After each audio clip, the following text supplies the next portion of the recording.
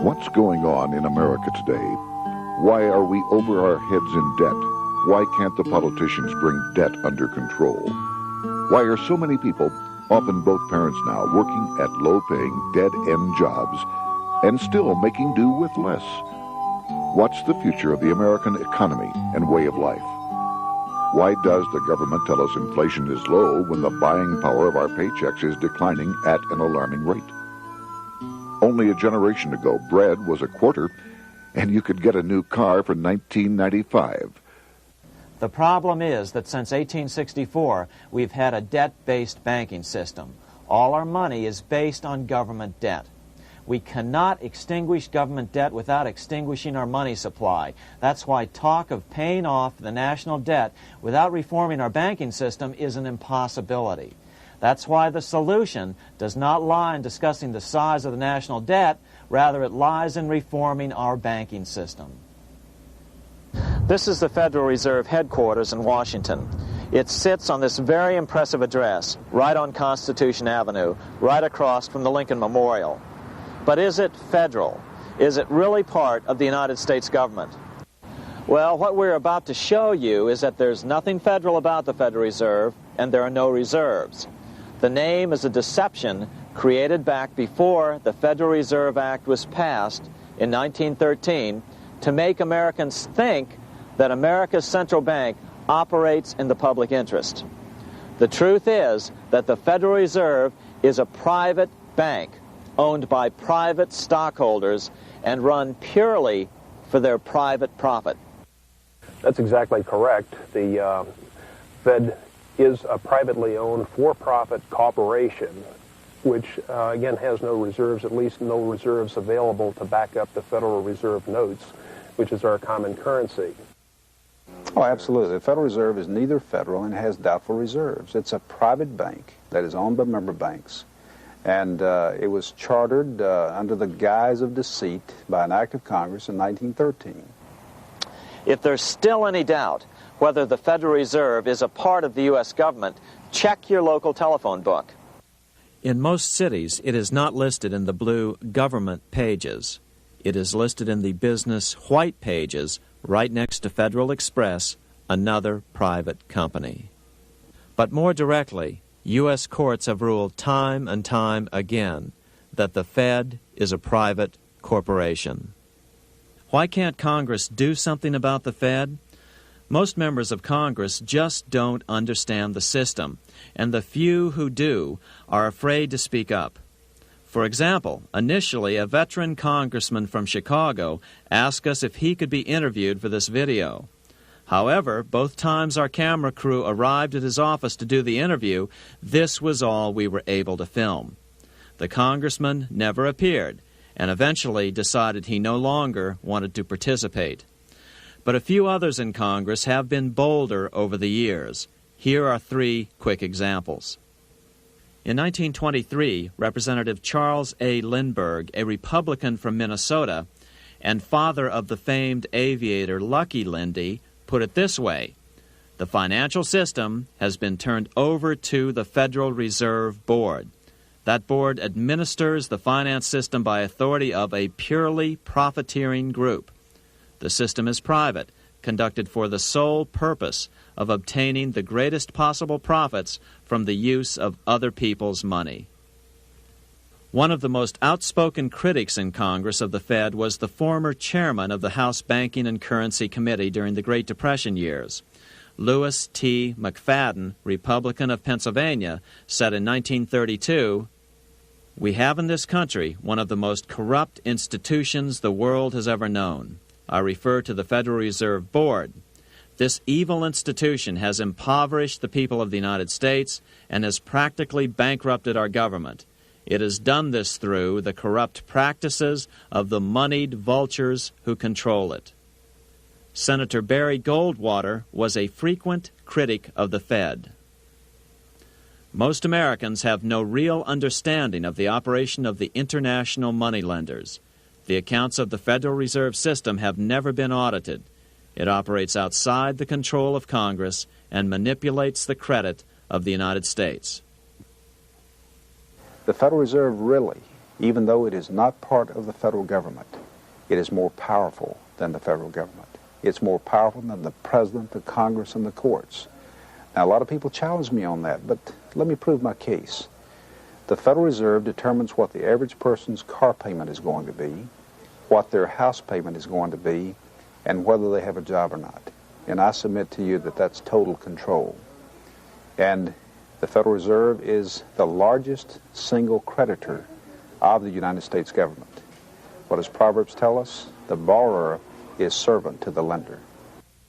What one has to understand is that from the day the Constitution was adopted right up to today, the folks who profit from privately owned central banks, as Madison called them, the money changers, have fought a running battle for control over who gets to print America's money.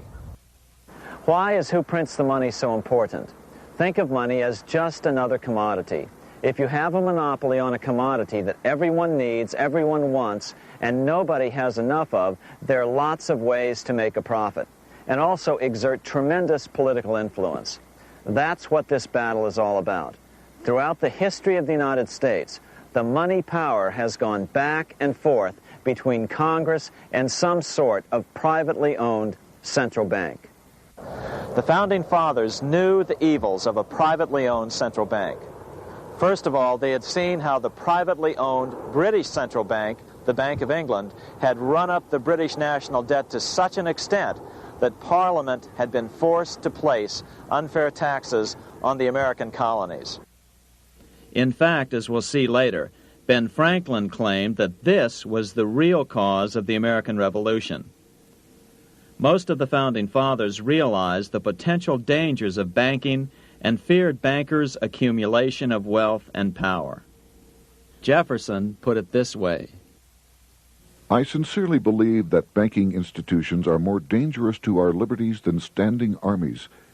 The issuing power should be taken from the banks and restored to the people to whom it properly belongs.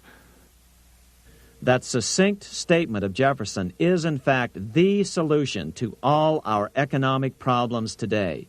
It bears repeating. The issuing power should be taken from the banks and restored to the people to whom it properly belongs. James Madison, the main author of the Constitution, agreed. Interestingly, he called those behind the central bank scheme money changers. Madison strongly criticized their actions. History records that the money changers have used every form of abuse, intrigue, deceit, and violent means possible to maintain their control over governments by controlling money and its issuance.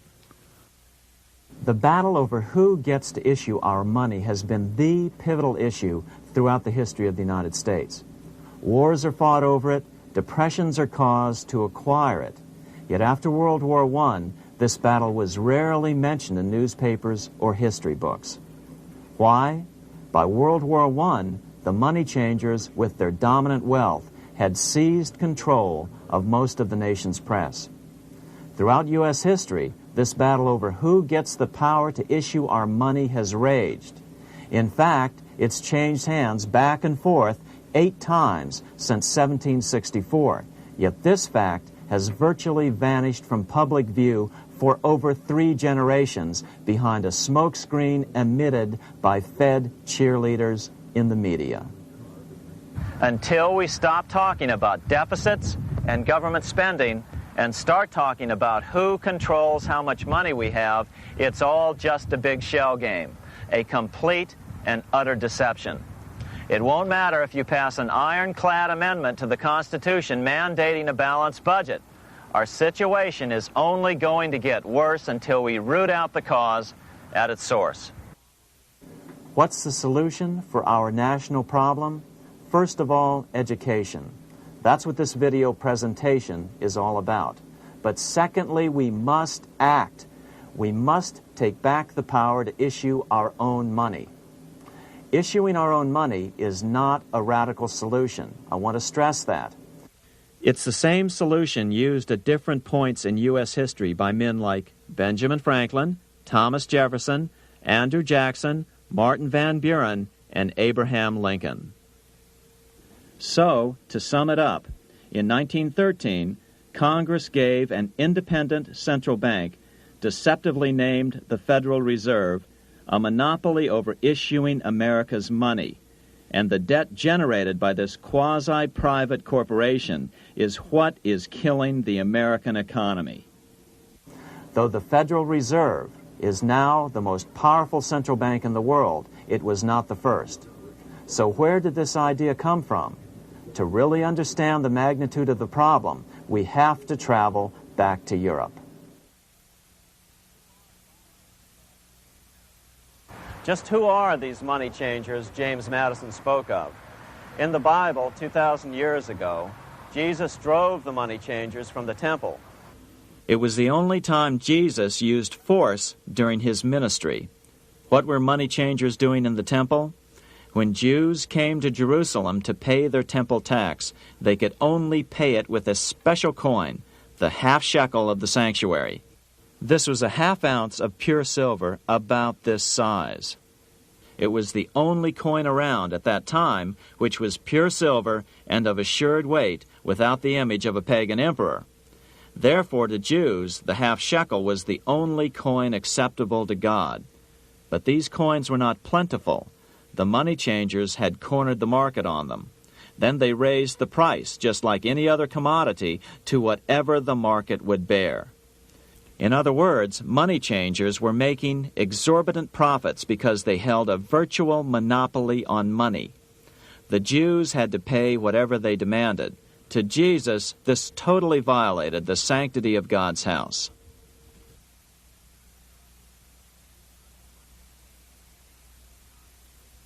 But the money-changing scam did not originate in Jesus' day.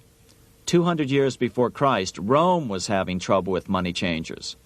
2 early Roman emperors had tried to diminish the power of the money changers by reforming usury laws and limiting land ownership to 500 acres. They were both assassinated. In 48 B.C., Julius Caesar took back the power to coin money from the money changers and minted coins for the benefit of all. With this new, plentiful supply of money, he built great public works projects. By making money plentiful, Caesar won the love of the common man. But the money changers hated him. Some believe this was an important factor in Caesar's assassination. One thing is for sure, with the death of Caesar came the demise of plentiful money in Rome. Taxes increased, as did corruption. Just as in the case of America today, usury and debased coin became the rule. Eventually, the Roman money supply was reduced by 90%. As a result, the common people lost their lands and their homes, just as is about to happen soon in America. With the demise of plentiful money, the masses lost confidence in the Roman government and refused to support it. Rome plunged into the gloom of the Dark Ages.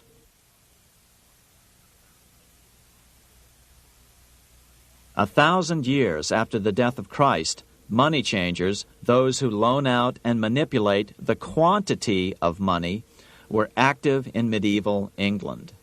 In fact, they were so active that acting together, they could manipulate the entire English economy.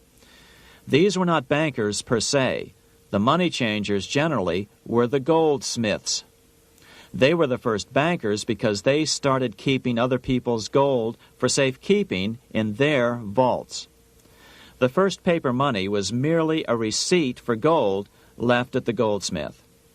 Paper money caught on because it was more convenient than carrying around a lot of heavy gold and silver coins.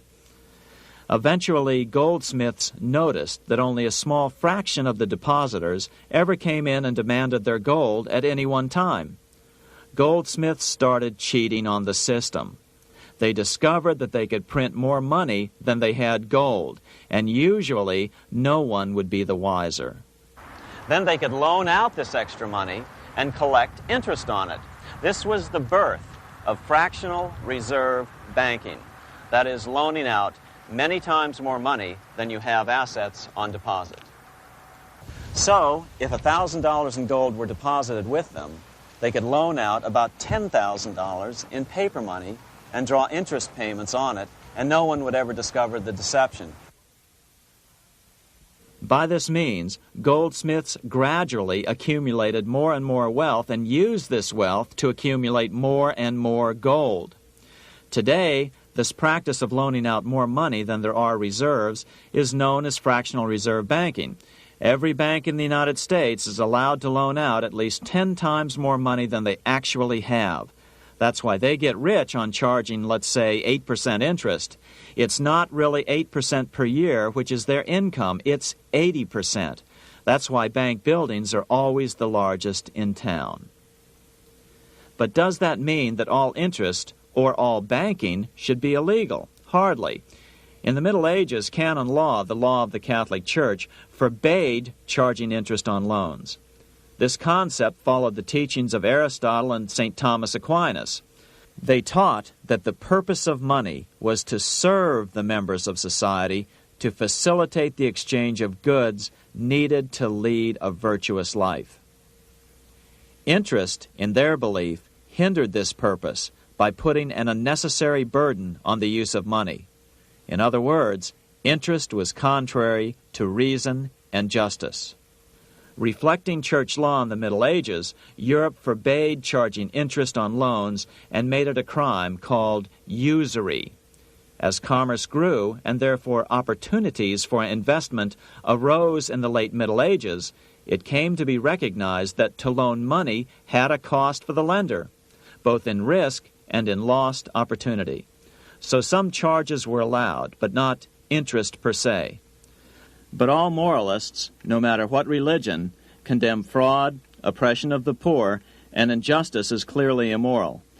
As we will see, fractional reserve lending is rooted in a fraud, results in widespread poverty, and reduces the value of everyone else's money. The ancient goldsmiths discovered that extra profits could be made by rowing the economy between easy money and tight money. When they made money easier to borrow, then the amount of money in circulation expanded. Money was plentiful. People took out more loans to expand their businesses. But then the money changers would tighten the money supply. They would make loans more difficult to get. What would happen? Just what happens today. A certain percentage of people could not repay their previous loans and could not take out new loans to repay the old ones.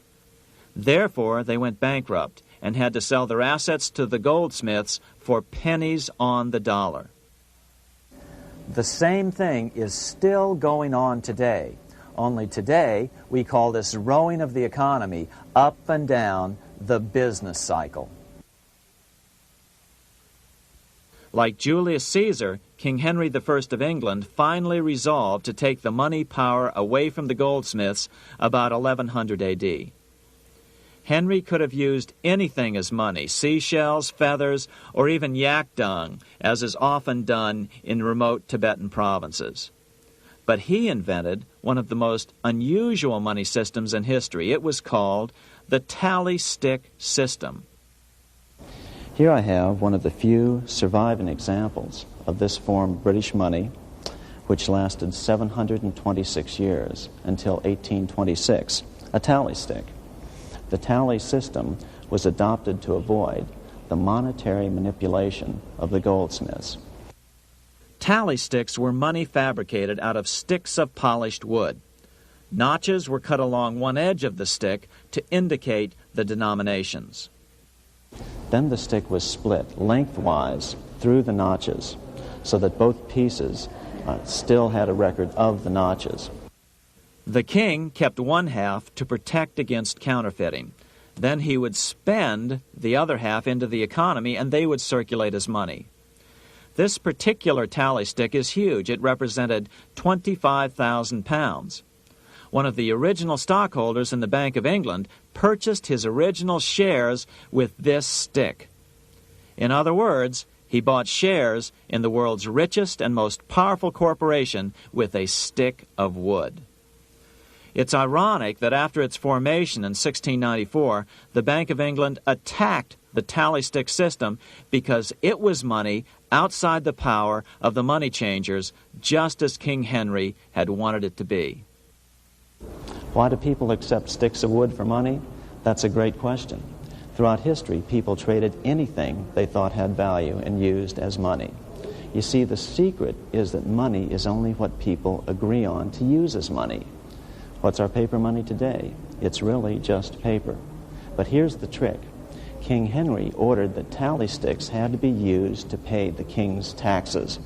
This built-in demand for tally sticks immediately made them circulate and be accepted as money. And they worked well. In fact, no other form of money has worked so well for so long as tally sticks. Keep in mind, the British Empire was built under the tally stick system. The tally stick system succeeded despite the fact that the money changers constantly attacked it by offering the metal coin system as competition. In other words, metal coins never went completely out of circulation, but tally sticks hung on because they were good for the payment of taxes. Finally, in the 1500s, King Henry VIII relaxed the laws concerning usury, and the money changers wasted no time reasserting themselves. They quickly made their gold and silver money plentiful for a few decades. But when Queen Mary took the throne and tightened the usury laws again, the money changers renewed the hoarding of gold and silver coins, forcing the economy to plummet. When Queen Mary's sister, Queen Elizabeth I, took the throne, she was determined to regain control over English money. Her solution was to issue gold and silver coins from the public treasury and take the control over the money supply away from the money changers. Although control over money was not the only cause of the English Revolution in 1642, religious differences fueled the conflict. Monetary policy played a major role. Financed by the money changers, Oliver Cromwell finally overthrew King Charles, purged the Parliament, and put the king to death. The money changers were immediately allowed to consolidate their financial power. The result was that for the next 50 years, the money changers plunged Great Britain into a series of costly wars. They took over a square mile of property in the center of London, known as the City of London. This area today is still known as one of the 3 predominant financial centers of the world. Conflicts with the Stuart kings led the money changers in England to combine with those in the Netherlands to finance the invasion of William of Orange, who overthrew the Stuarts in 1688 and took the English throne.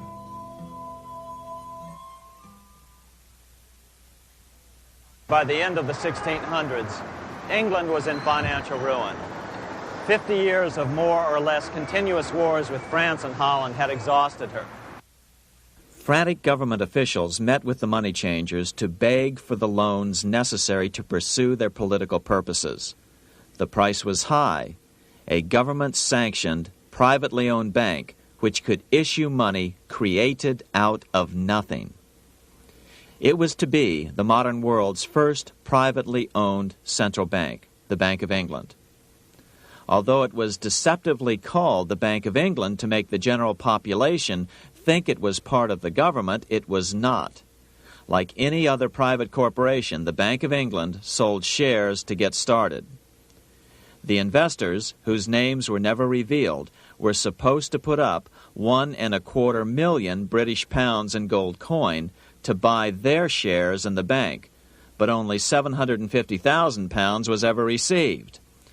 Despite that, the bank was duly chartered in 1694 and started out in the business of loaning out several times the money it supposedly had in reserves, all at interest.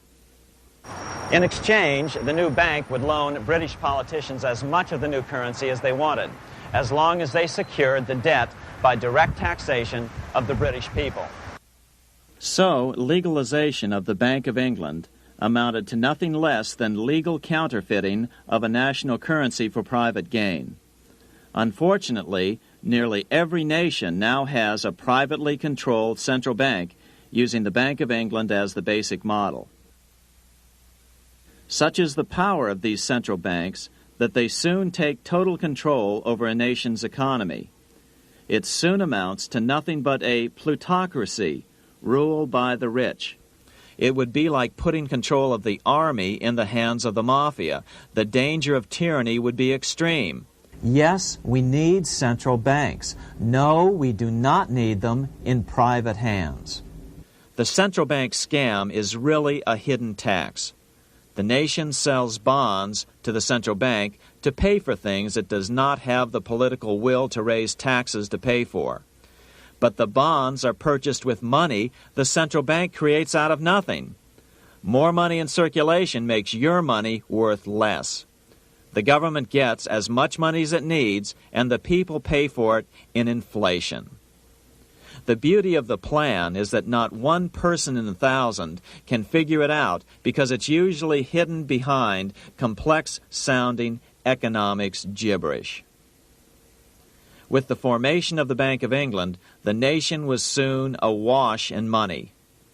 Prices throughout the country doubled.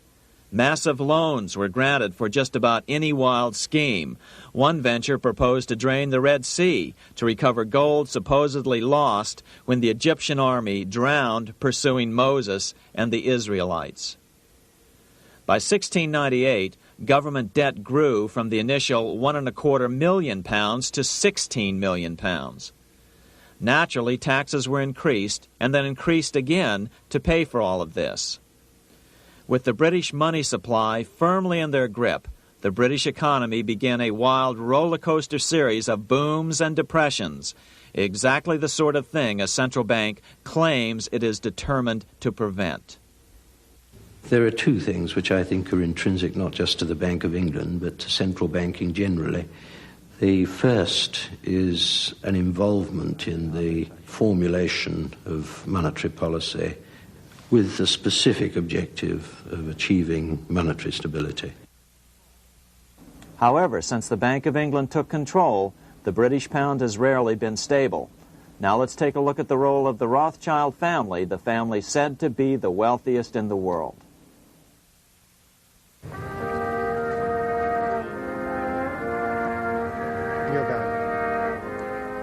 This is Frankfurt, Germany.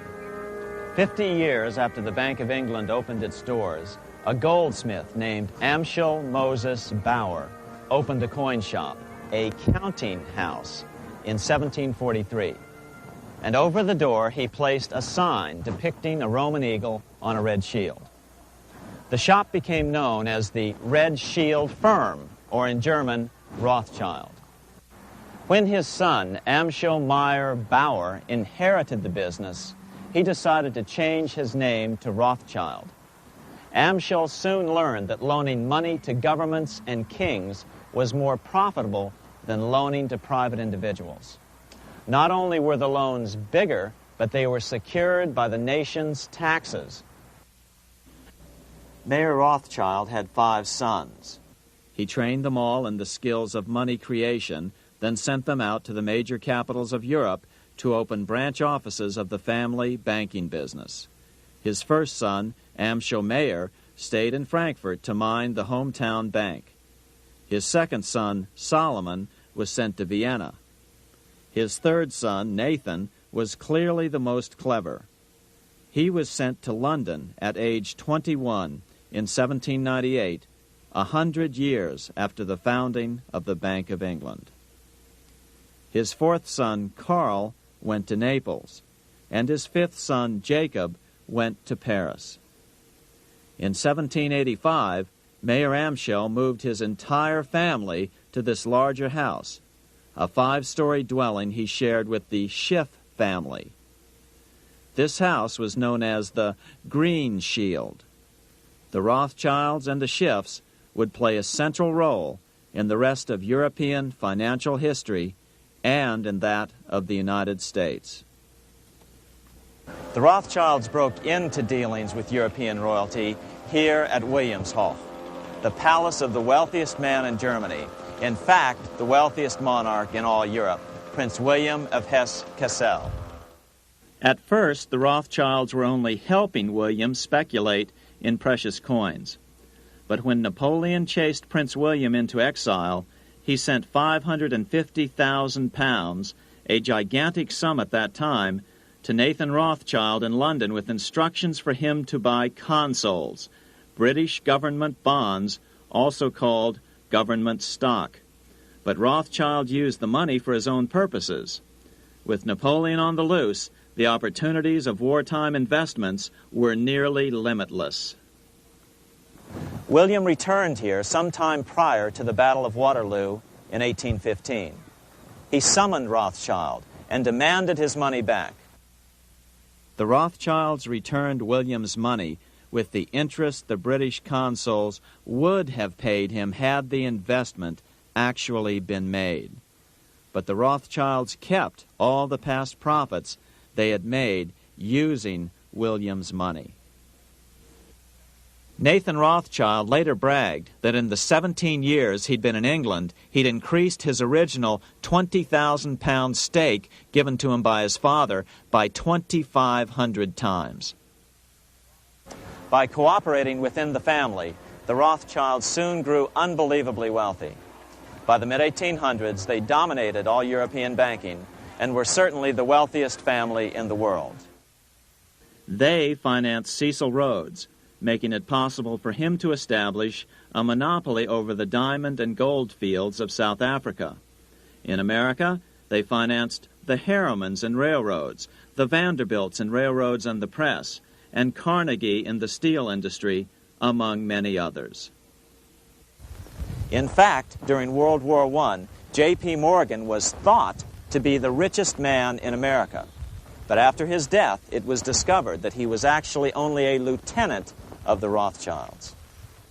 Once Morgan's will was made public, it was discovered that he owned only 19% of J.P. Morgan companies. By 1850, James Rothschild, the heir of the French branch of the family, was said to be worth 600 million French francs, 150 million more than all the other bankers in France put together.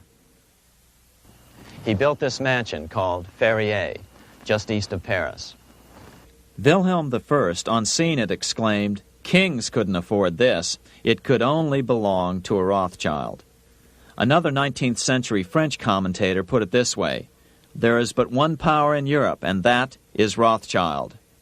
There is no evidence that their predominant standing in European or world finance has changed. Now let's take a look at the results the Bank of England had produced on the British economy and how that later was the root cause of the American Revolution.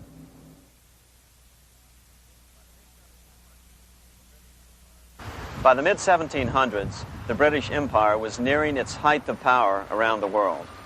But Britain had fought 4 costly wars in Europe since the creation of their privately owned central bank, the Bank of England. The cost had been high. To finance these wars, the British Parliament here had borrowed heavily from the bank. By the mid-1700s, the government's debt here in Britain was £140 million, a staggering sum for those days. Consequently, the British government embarked on a program of trying to raise revenues from their American colonies in order to make their interest payments to the bank. But in America, it was a different story. The scourge of a privately owned central bank had not yet hit. This is Independence Hall in Philadelphia, where the Declaration of Independence and Constitution were signed. In the mid-1700s, pre-revolutionary America was still relatively poor. There was a severe shortage of precious metal coins to trade for goods, so the early colonists were forced to experiment with printing their own homegrown paper money. Some of these experiments were successful. Franklin was a big supporter of the colonies printing their own paper money. In 1757, Franklin was sent to London. He ended up staying for the next 18 years here, nearly until the start of the American Revolution. During this period, the American colonies began to issue their own money. Called colonial scrip, the endeavor was very successful. It provided a reliable medium of exchange, and it also helped to provide a feeling of unity between the colonies. Remember, colonial scrip was just paper money, debt-free money, printed in the public interest, and not backed by gold or silver coin. In other words, it was a totally fiat currency. One day, officials of the Bank of England asked Franklin how he would account for the newfound prosperity of the colonies. Without hesitation, he replied, "That is simple. In the colonies, we issue our own money. It is called colonial scrip. We issue it in proper proportion to the demands of trade and industry to make the products pass easily from the producers to the consumers. In this manner, creating for ourselves our own paper money, we control its purchasing power, and we have no interest to pay to no one." This was just common sense to Franklin, but you can imagine the impact it had on the Bank of England. America had learned the secret of money, and that genie had to be returned to its bottle as soon as possible.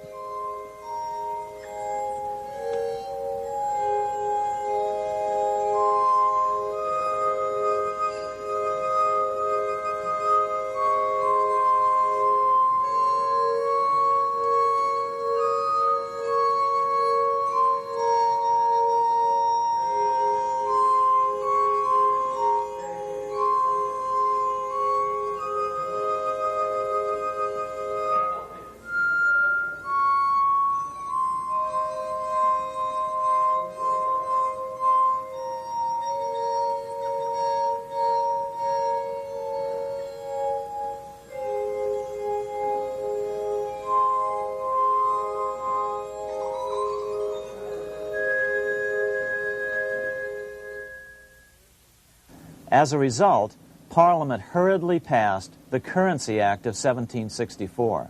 This prohibited colonial officials from issuing their own money and ordered them to pay all future taxes in gold or silver coins. In other words, it forced the colonies on a gold or silver standard. For those who still believe that a gold standard is the answer for America's current monetary problems, look what happened to America after that. Writing in his autobiography, Franklin said, "In 1 year, the conditions were so reversed that the era of prosperity ended and a depression set in to such an extent that the streets of the colonies were filled with unemployed." Franklin claims that this was even the basic cause for the American Revolution.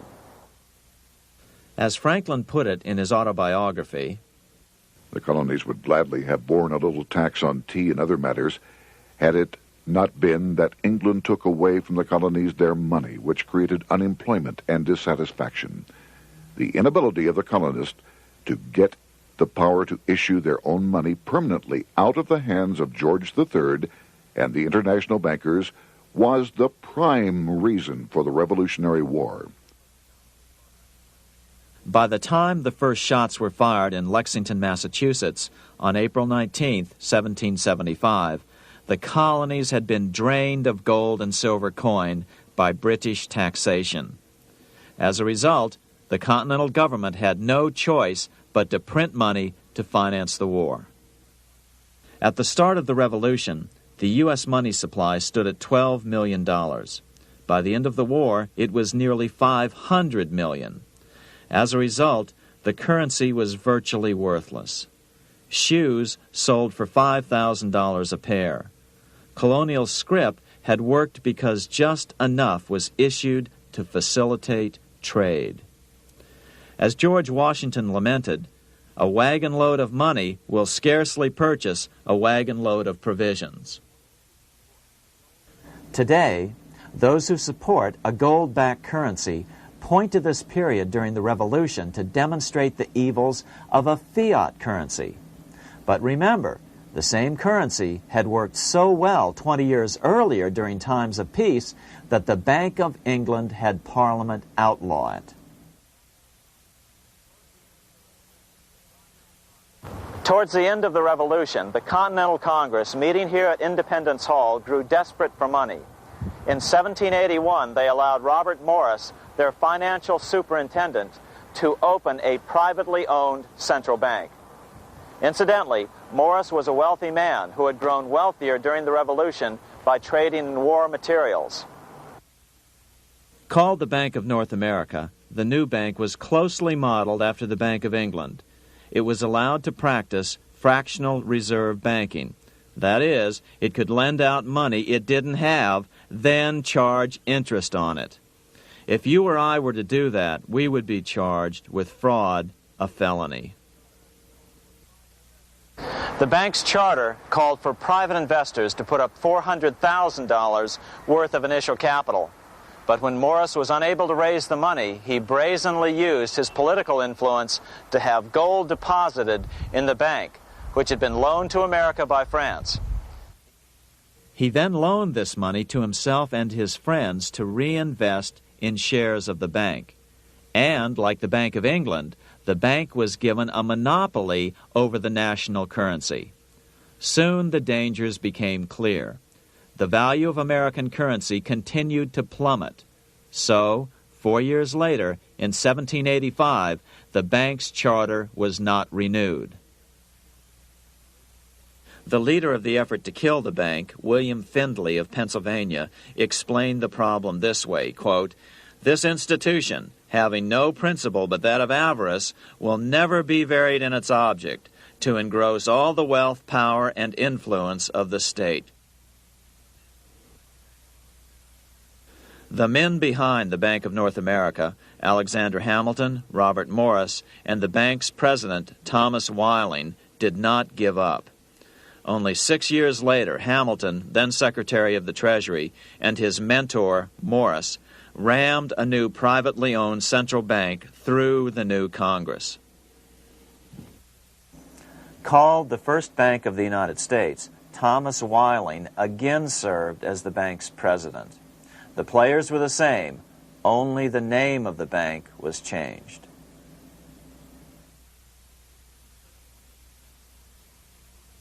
In 1787, colonial leaders assembled in Philadelphia to replace the ailing Articles of Confederation. As we saw earlier, both Thomas Jefferson and James Madison were unalterably opposed to a privately owned central bank. They had seen the problems caused by the Bank of England. They wanted nothing of it. As Jefferson later put it,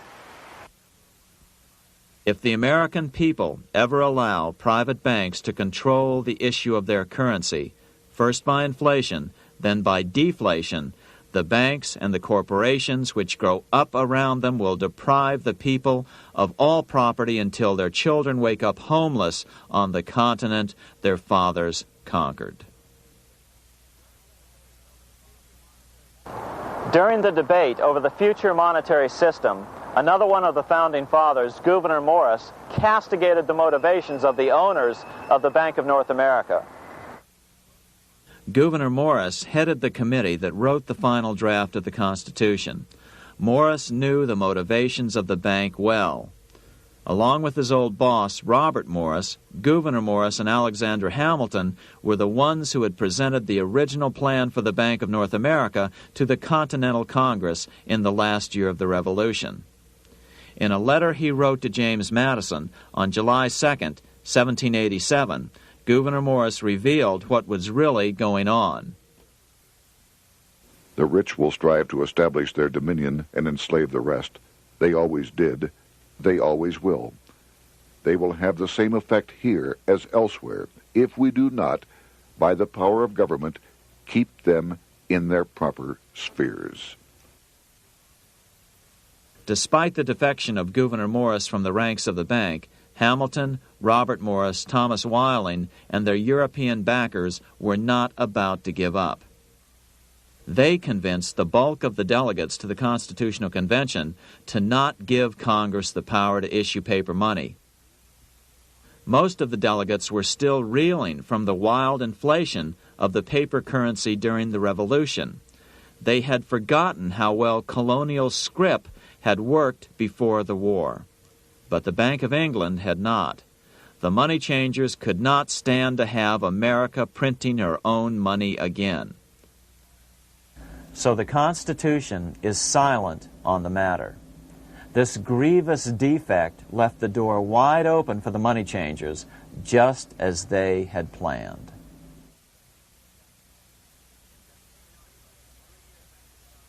In 1790, less than 3 years after the Constitution had been signed, the money changers struck again.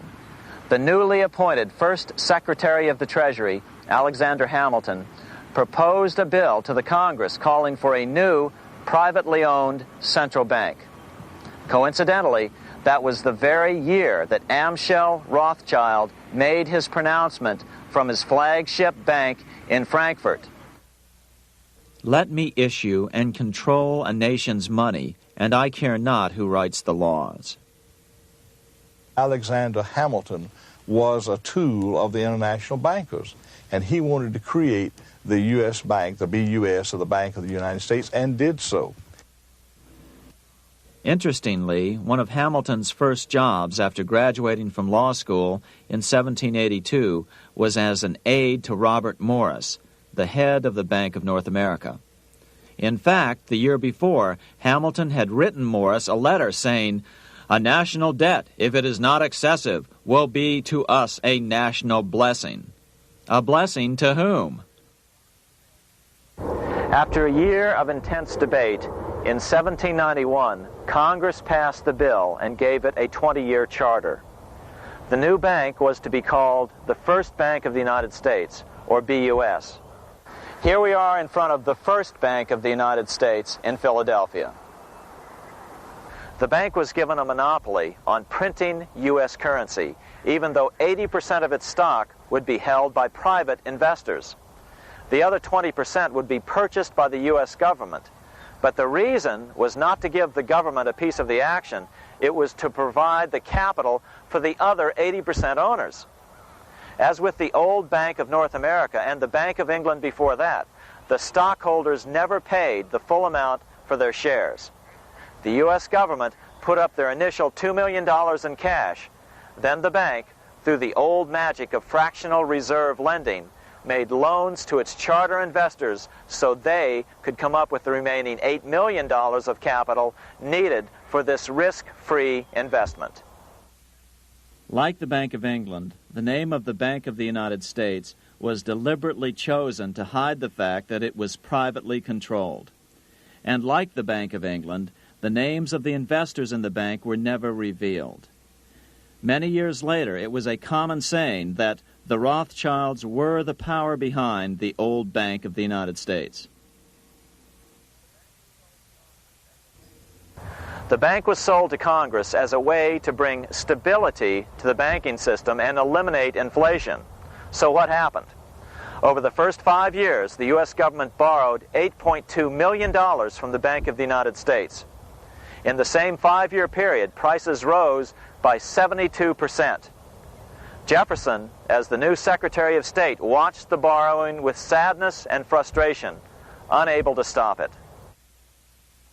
I wish it were possible to obtain a single amendment to our Constitution, taking from the federal government the power of borrowing. Millions of Americans feel the same way today. They watch in helpless frustration as the federal government borrows the American economy into oblivion. So, although it was called the First Bank of the United States, it was not the first attempt at a privately owned central bank in this country. As with the Bank of North America, the government put up most of the cash to get this private bank going, then the bankers loaned the money to each other to buy the remaining stock in the bank. It was a scam, plain and simple, and they wouldn't be able to get away with it for long. But first, we have to travel back to Europe to see how a single man was able to manipulate the entire British economy by obtaining the first news of Napoleon's final defeat.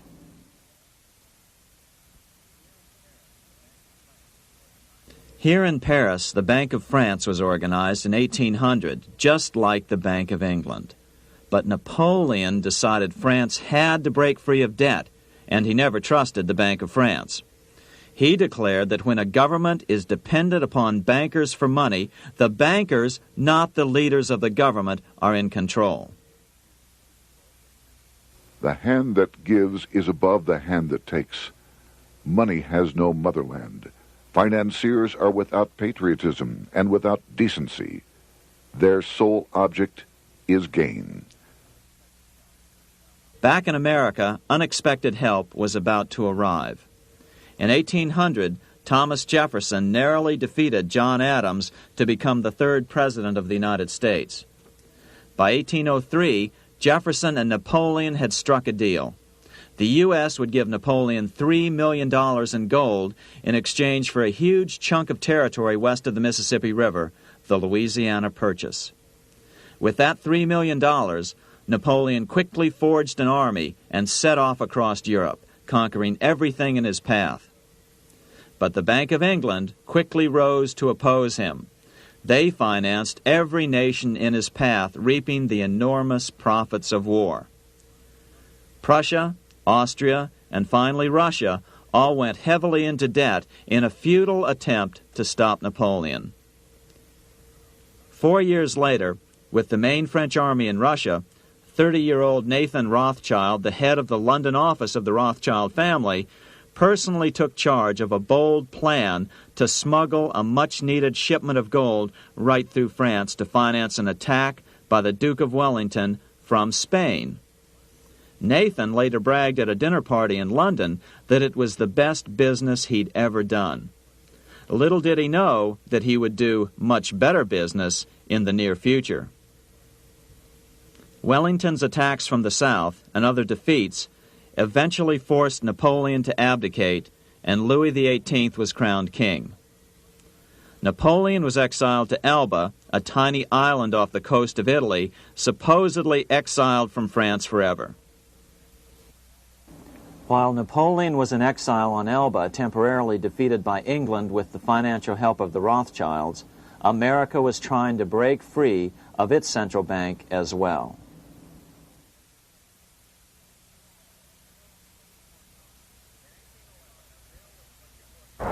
In 1811, a bill was put before Congress to renew the charter of the Bank of the United States. The debate grew very heated, and the legislatures of both Pennsylvania and Virginia passed resolutions asking Congress to kill the bank.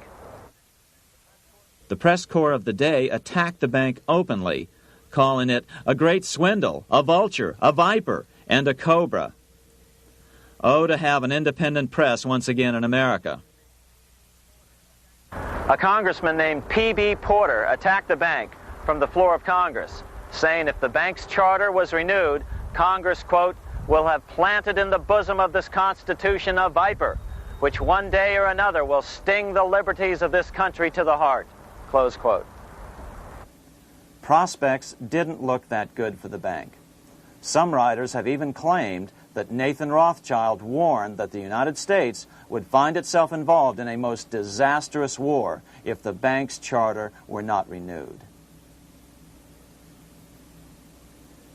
But it wasn't enough. When the smoke had cleared, the renewal bill was defeated by a single vote in the House and was deadlocked in the Senate. By now, America's fourth president, James Madison, was in the White House. Remember, Madison was a staunch opponent of the bank. His vice president, George Clinton, broke a tie in the Senate and sent the bank into oblivion. Within 5 months, England attacked the U.S., and the War of 1812 was on. But the British were still busy fighting Napoleon, and so the War of 1812 ended in a draw in 1814. Though the money changers were temporarily down, they were far from out. It would take them only another 2 years to bring back their bank bigger and stronger than ever.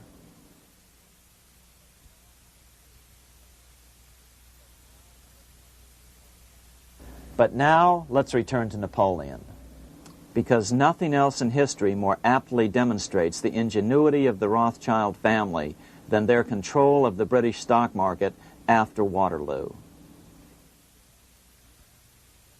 In 1815, a year after the end of the War of 1812 in America, Napoleon escaped his exile and returned to Paris. French troops were sent out to capture him, but such was his charisma that the soldiers rallied around their old leader and hailed him as their emperor once again. In March of 1815, Napoleon equipped an army which Britain's Duke of Wellington defeated less than 90 days later at Waterloo. Some writers claim Napoleon borrowed £5 million from the Bank of England to rearm, but it appears these funds actually came from the Onward banking house in Paris. Nevertheless, from about this point on, it was not unusual for privately controlled central banks to finance both sides in a war. Why would a central bank finance opposing sides in a war? Because war is the biggest debt generator of them all.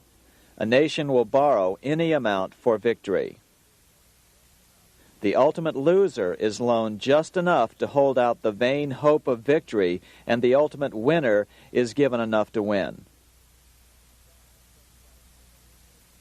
Besides, such loans are usually conditioned upon the guarantee that the victor will honor the debts of the vanquished.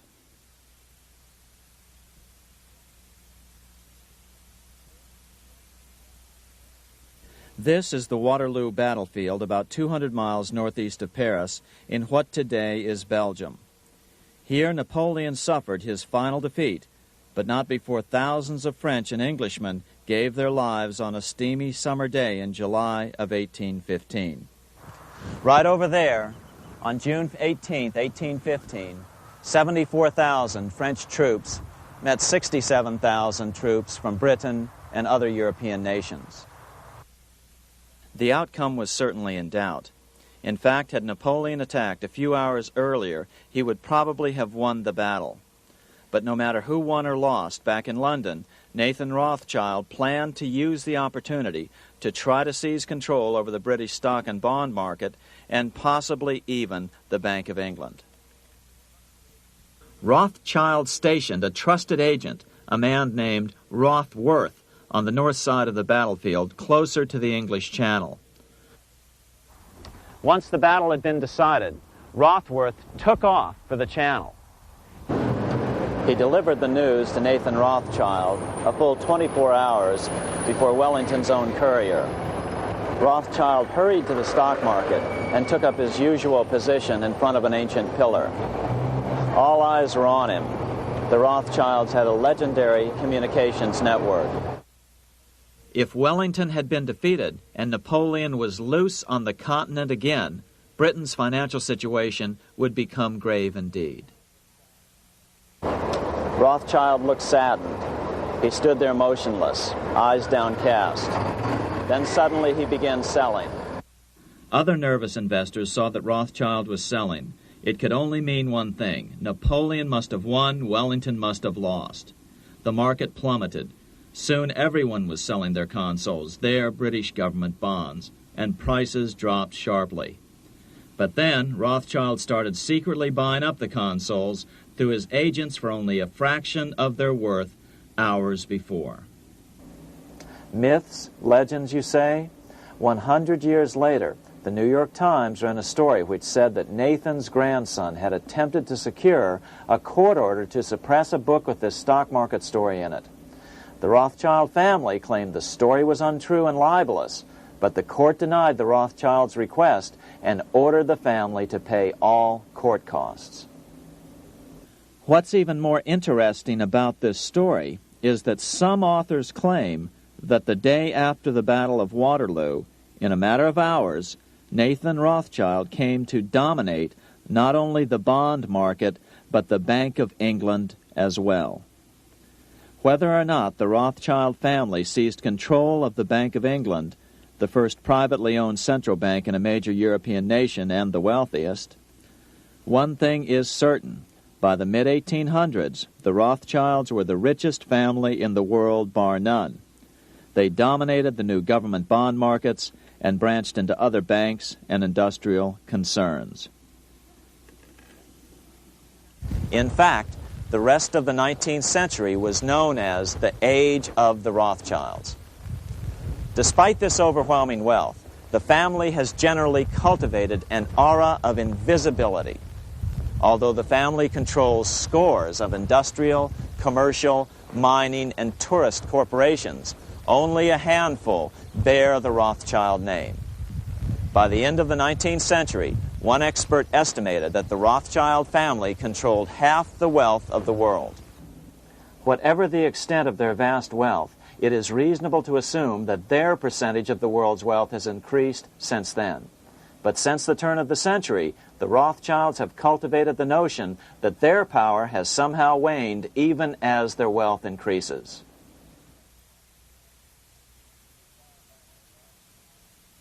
Meanwhile, back in Washington in 1816, just 1 year after Waterloo and Rothschild's alleged takeover of the Bank of England, the American Congress passed a bill permitting yet another privately owned central bank. This bank was called the Second Bank of the United States. The new bank's charter was a copy of the previous bank's. The U.S. government would own 20% of the shares of the bank. Of course, the federal share was paid by the Treasury up front into the bank's coffers. Then, through the magic of fractional reserve lending, it was transformed into loans to private investors who then bought the remaining 80% of the shares. Just as before, the primary stockholders remained a secret. But it is known that the largest block of shares, about 1/3 of the total, were sold to foreigners. As one observer put it, it is certainly no exaggeration to say that the Second Bank of the United States was rooted as deeply in Britain as it was in America. So, by 1816, some authors claim the Rothschilds had taken control over the Bank of England and backed a new, privately owned central bank in America as well.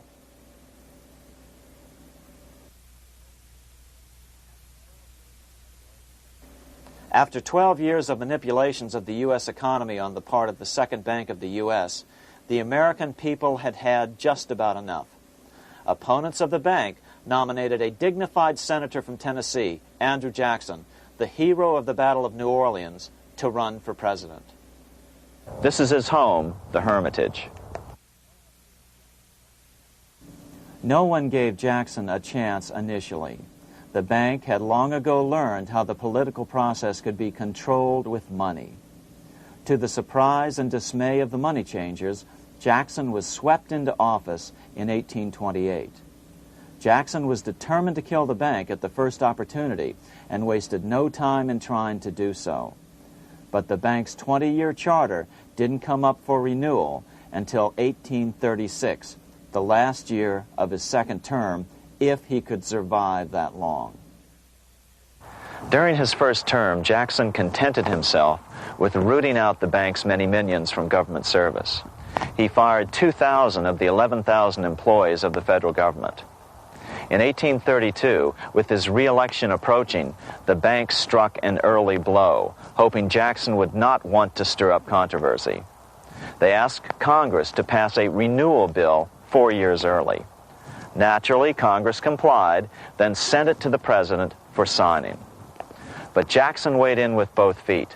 Old Hickory, never a coward, vetoed the bill. His veto message is one of the great American documents. It clearly lays out the responsibility of the American government towards its citizens, rich and poor. It is not our own citizens only who are to receive the bounty of our government. More than 8 million of the stock of this bank are held by foreigners. Is there no danger to our liberty and independence in a bank that in its nature has so little to bind it to our country? Controlling our currency, receiving our public monies, and holding thousands of our citizens' independence would be more formidable and dangerous than a military power of the enemy. If government would confine itself to equal protection and, as heaven does its rains, shower its favor alike on the high and the low, the rich and the poor, it would be an unqualified blessing.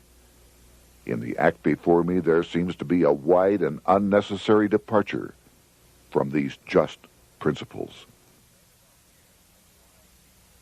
Later that year, in July 1832, Congress was unable to override Jackson's veto. Now Jackson had to stand for re-election. Jackson took his argument directly to the people. For the first time in U.S. history, Jackson took his presidential campaign on the road. Before then, presidential candidates stayed at home and looked presidential. His campaign slogan was Jackson and no bank. The National Republican Party ran Senator Henry Clay against Jackson. Despite the fact that the bankers poured over $3 million into Clay's campaign, Jackson was reelected by a landslide in November of 1832. Despite his presidential victory, Jackson knew the battle was only beginning. "The hydra of corruption is only scotched, not dead," said the newly elected president. Jackson ordered his new Secretary of Treasury, Lewis McLean, to start removing the government's deposits from the second bank and start placing them in state banks. But McLean refused to do so. Jackson fired him and appointed William J. Duane as the new Secretary of the Treasury. Duane also refused to comply with the president's requests, and so Jackson fired him as well and then appointed Roger B. Taney to the office. Taney did withdraw government funds from the bank starting on October 1st, 1833. Jackson was jubilant. "I have it chained. I'm ready with screws to draw every tooth and then the stumps." But the bank was not yet done fighting. Its head, Nicholas Biddle, used his influence to get the Senate to reject Taney's nomination. Then, in a rare show of arrogance, Biddle threatened to cause a depression if the bank was not rechartered. This worthy president thinks that because he has scalped Indians and imprisoned judges, he is to have his way with the bank. He is mistaken.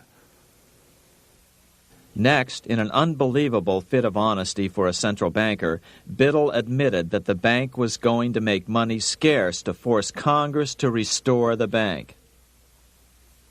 Nothing but widespread suffering will produce any effect on Congress. Our only safety is in pursuing a steady course of firm restriction, and I have no doubt that such a course will ultimately lead to restoration of the currency and the recharter of the bank. What a stunning revelation. Here was the pure truth, revealed with shocking clarity. Biddle intended to use the money contraction power of the bank to cause a massive depression until America gave in. Unfortunately, this has happened time and time again throughout U.S. history and is about to happen again in today's world. Nicholas Biddle made good on his threat. The bank sharply contracted the money supply by calling in old loans and refusing to extend new ones. A financial panic ensued, followed by a deep depression. Naturally, Biddle blamed Jackson for the crash, saying that it was caused by the withdrawal of federal funds from the bank. Unfortunately, his plan worked well. Wages and prices sagged. Unemployment soared along with business bankruptcies. The nation quickly went into an uproar.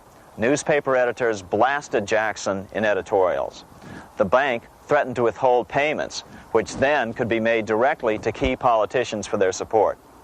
Within only months, Congress assembled in what was called the panic session. 6 months after he had withdrawn funds from the bank, Jackson was officially censured by a resolution which passed the Senate by a vote of 26 to 20. It was the first time a president had ever been censured by Congress. Jackson lashed out at the bank. "You are a den of vipers. I intend to rout you out, and by eternal God, I will rout you out." America's fate teetered on a knife edge.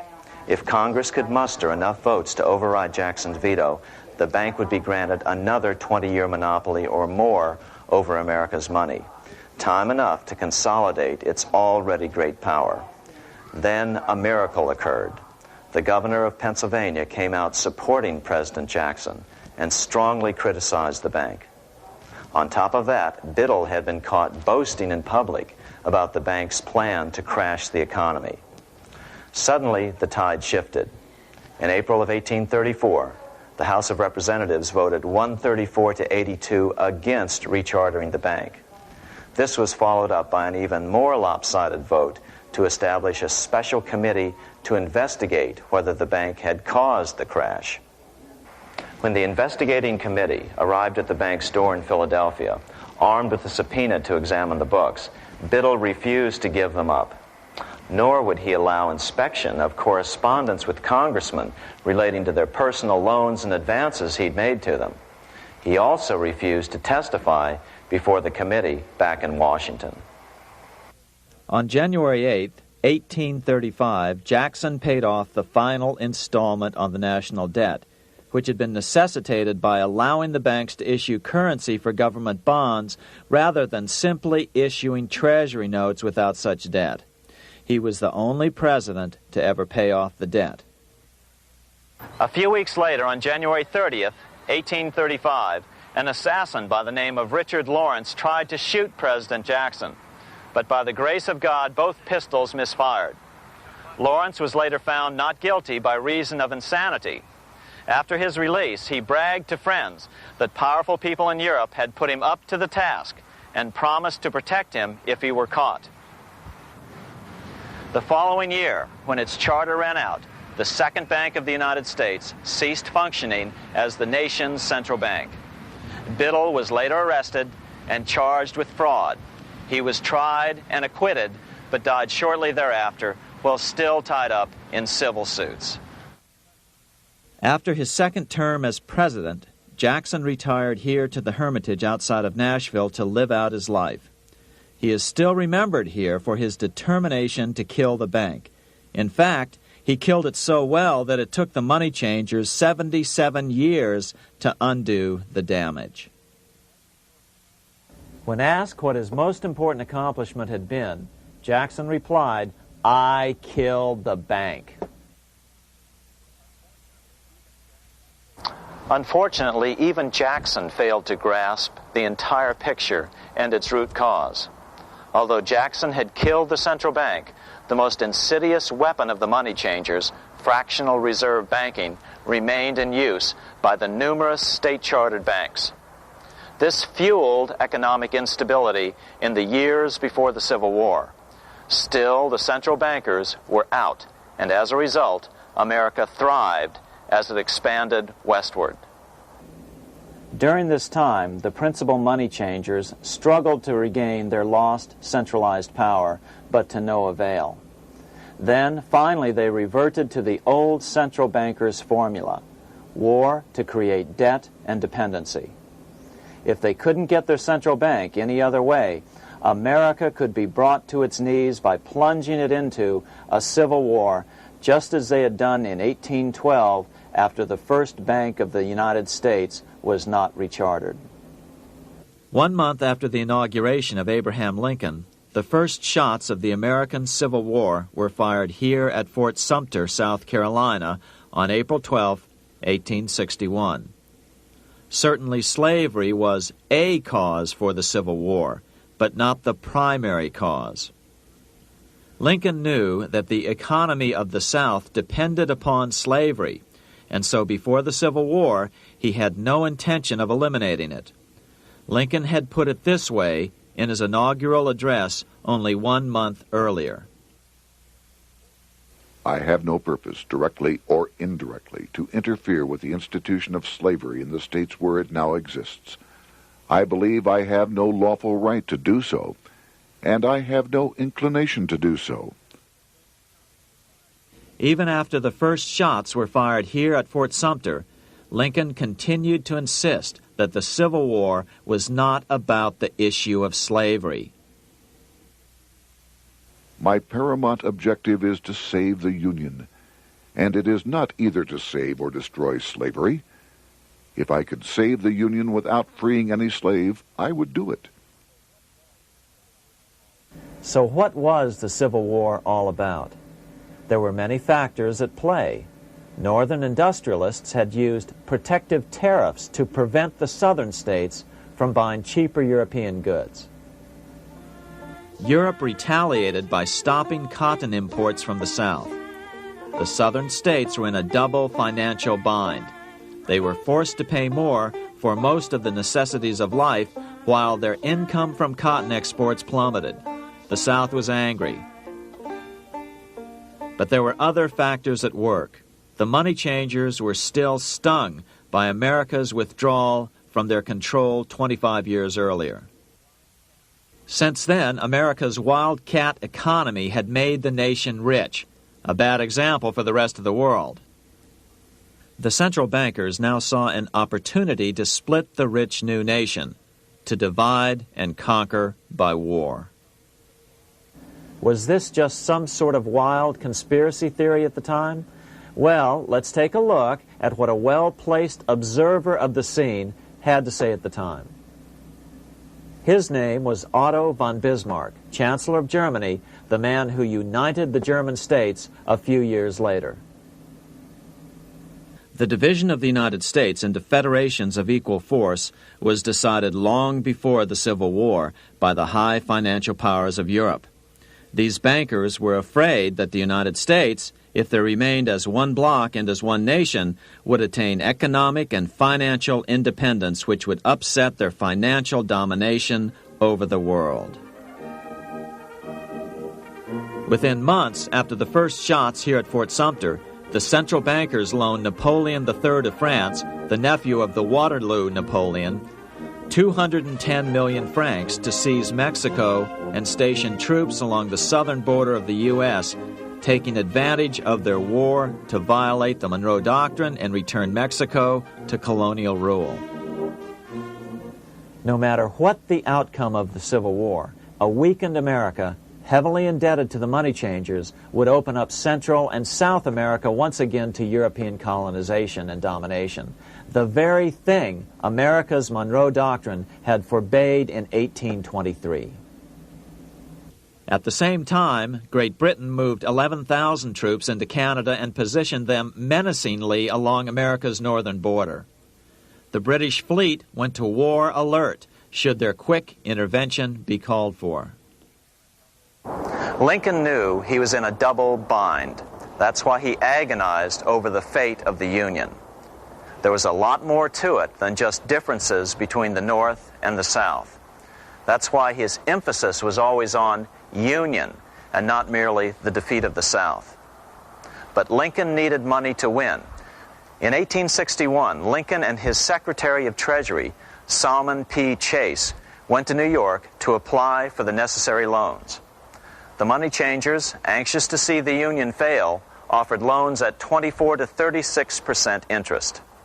Lincoln said thanks, but no thanks, and returned to Washington. Lincoln sent for an old friend, Colonel Dick Taylor of Chicago, and put him on the problem of financing the war. During one meeting, Lincoln asked Taylor what he'd discovered. Taylor put it this way.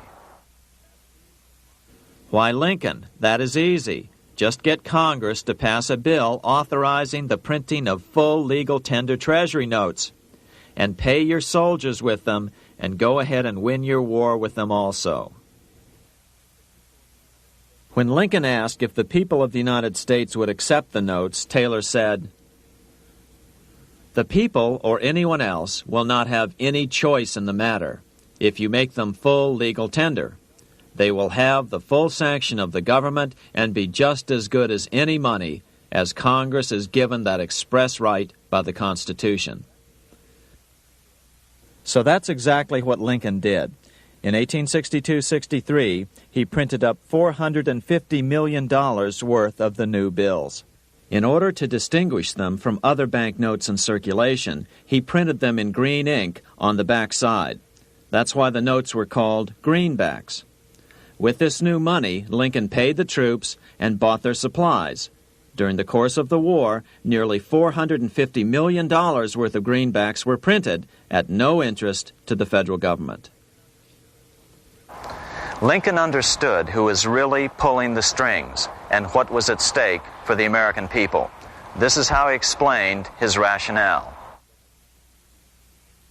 The government should create, issue, and circulate all the currency and credit needed to satisfy the spending power of the government and the buying power of consumers.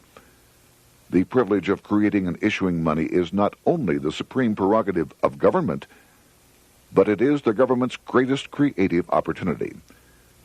By the adoption of these principles, the taxpayers will be saved immense sums of interest. Money will cease to be master and become the servant of humanity. A truly incredible editorial in the London Times explained the central bankers' attitude towards Lincoln's greenbacks. If this mischievous financial policy, which has its origins in North America, shall become indurated down to a fixture, then That government will furnish its own money without cost. It will pay off debts and be without debt. It will have all the money necessary to carry on its commerce. It will become prosperous without precedent in the history of the world. The brains and wealth of all countries will go to North America. That country must be destroyed, or it will destroy every monarchy on the globe. The scheme was effective, so effective that the next year, 1863, with Federal and Confederate troops beginning to mass for the decisive battle of the Civil War, and the Treasury in need of further congressional authority to issue more greenbacks, Lincoln allowed the bankers to push through the National Bank Act. These new national banks would operate under a virtual tax-free status and collectively had the exclusive monopoly power to create the new form of money, banknotes. Though greenbacks continued to circulate, their numbers were not increased. But most importantly, from this point on, the entire U.S. money supply would be created out of debt by bankers buying U.S. government bonds and issuing them for reserves for banknotes. As historian John Kenneth Galbraith explained it, in numerous years following the war, the federal government ran a heavy surplus. It could not, however, pay off its debt, retire its securities, because to do so meant there would be no bonds to back the national banknotes. To pay off the debt was to destroy the money supply. Later in 1863, Lincoln got some unexpected help from Tsar Alexander II of Russia. The Tsar, like Bismarck in Germany, knew what the international money changers were up to and had steadfastly refused to let them set up a central bank in Russia. If America survived and was able to remain out of their clutches, the Tsar's position would remain secure. If the bankers were successful at dividing America and giving the pieces back to Great Britain and France, both nations under control of their central banks, eventually they would threaten Russia again. So the Tsar gave orders that if either England or France actively intervened and gave aid to the South, Russia would consider such action as a declaration of war. He did the same with part of his Pacific Fleet and sent them to port in San Francisco. Lincoln was reelected the next year, 1864. Had he lived, he would surely have killed the national bank's money monopoly extracted from him during the war. On November 21, 1864, he wrote a friend the following: The money power preys upon the nation in times of peace and conspires against it in times of adversity. It is more despotic than monarchy, more insolent than autocracy, more selfish than bureaucracy. Shortly before Lincoln was murdered, his former Secretary of Treasury, Salmon P. Chase, bemoaned his role in helping secure the passage of the National Banking Act only 1 year earlier. My agency in promoting the passage of the National Banking Act was the greatest financial mistake in my life. It has built up a monopoly which affects every interest in the country. On April 14, 1865, 41 days after his second inauguration and just 5 days after Lee surrendered to Grant at Appomattox, Lincoln was shot by John Wilkes Booth at Ford's Theater. Bismarck, Chancellor of Germany, lamented the death of Abraham Lincoln. The death of Lincoln was a disaster for Christendom.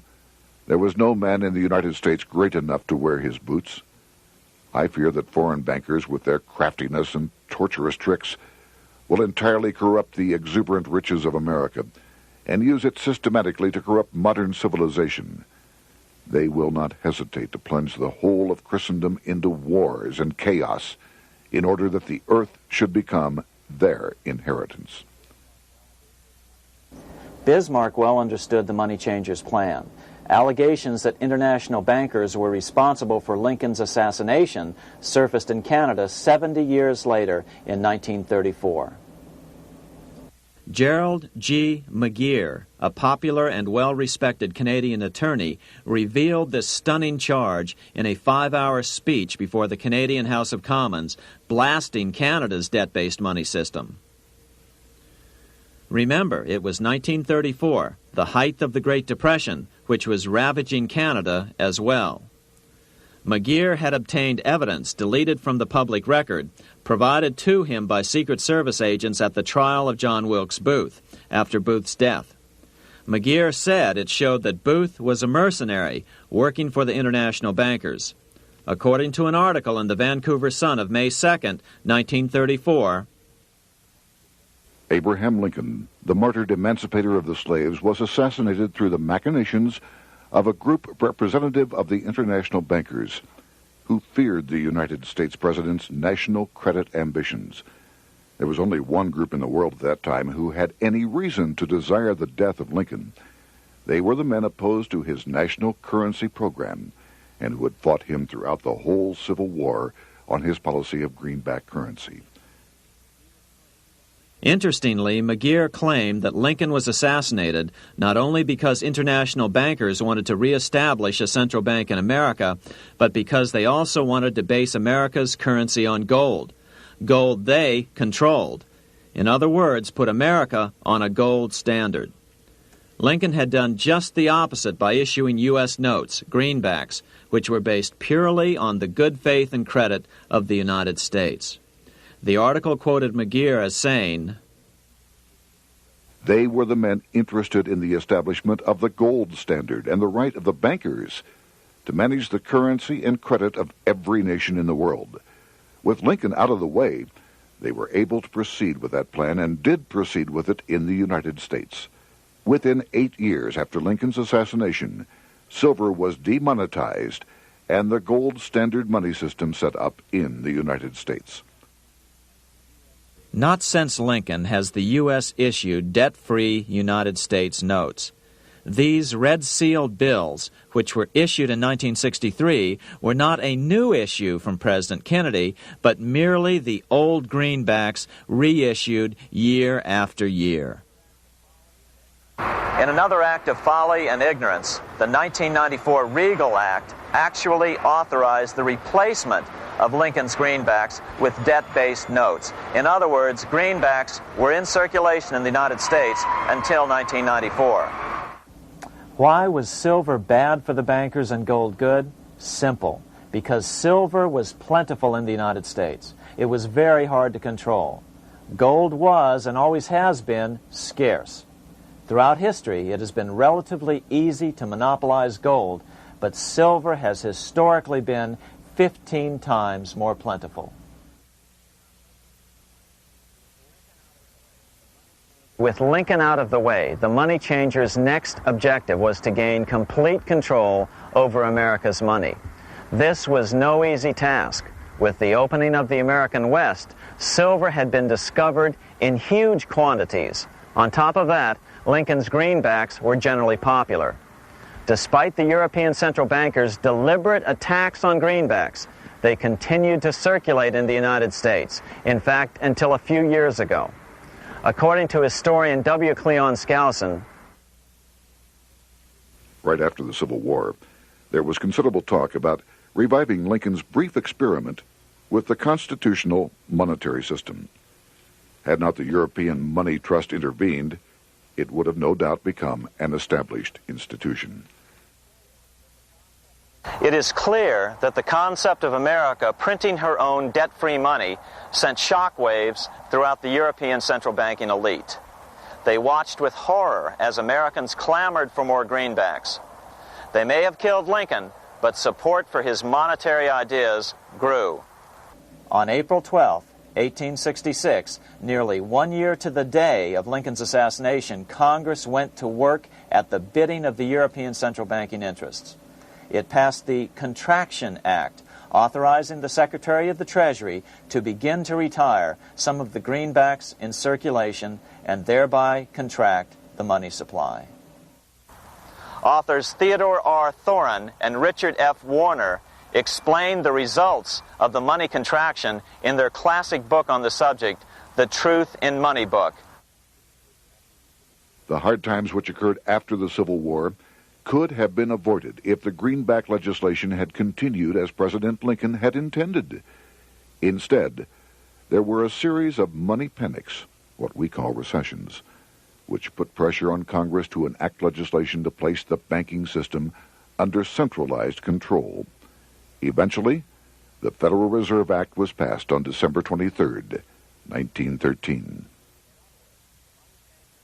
In other words, the money changers wanted two things: the reinstitution of a central bank under their exclusive control, and two, an American currency backed by gold. Their strategy was twofold. First of all, cause a series of panics to try to convince the American people that only centralized control of the money supply could provide economic stability. And secondly, remove so much money from the system that most Americans would be so desperately poor that they either wouldn't care or would be too weak to oppose the bankers. In 1866, there was $1.8 billion in currency in circulation in the United States, about $50.46 per capita. In 1867 alone, $500 million, $500 million, was removed from the U.S. money supply. 10 years later, in 1876, America's money supply was reduced to only $600 million. In other words, 2/3 of America's money had been called in by the bankers. Only $14.60 per capita remained in circulation. 10 years later, the money supply had been reduced to only $400 million, even though the population had boomed. The result was that only $6.67 per capita remained in circulation, a 760% loss in buying power over 20 years. Today, economists try to sell the idea that recessions and depressions are a natural part of something they call the business cycle. The truth is, our money supply is manipulated now just as it was before and after the Civil War. How did this happen? How did money become so scarce? Simple. Bank loans were called in and no new ones were given. In addition, silver coins were melted down. In 1872, a man named Ernest Sed was given 100,000 pounds, about $500,000, by the Bank of England and sent to America to bribe necessary congressmen to get silver demonetized. He was told that if that was not sufficient, to draw an additional 100,000 pounds or as much more as was necessary. The next year, Congress passed the Coinage Act of 1873, and the minting of silver dollars abruptly stopped. In fact, Representative Samuel Hooper, who introduced the bill in the House, acknowledged that Mr. Sed actually drafted the legislation. But it gets even worse than that. In 1874, Sed himself admitted who was behind the scheme. I went to America in the winter of 1872-73, authorized to secure, if I could, the passage of a bill demonetizing silver. It was in the interest of those I represented, the governors of the Bank of England, to have it done. By 1873, gold coins were the only form of coin money. But the contest over control of America's money was not yet over. Only 3 years later, in 1876, with 1/3 of America's workforce unemployed, the population was growing restless. People were clamoring for a return to the greenback money system of President Lincoln or a return to silver money, anything that would make money more plentiful. That year, Congress created the United States Silver Commission to study the problem. Their report clearly blamed the monetary contraction on the national bankers. The report is interesting because it compares the deliberate money contraction by the national bankers after the Civil War to the fall of the Roman Empire. The disaster of the Dark Ages was caused by decreasing money and falling prices. Without money, civilization could not have had a beginning, and with a diminishing supply, it must languish, and unless relieved, finally perish. At the Christian era, the metallic money of the Roman Empire amounted to $1,800,000,000. By the end of the 15th century, it had shrunk to less than $200 million. History records no other such disastrous transition as that from the Roman Empire to the Dark Ages.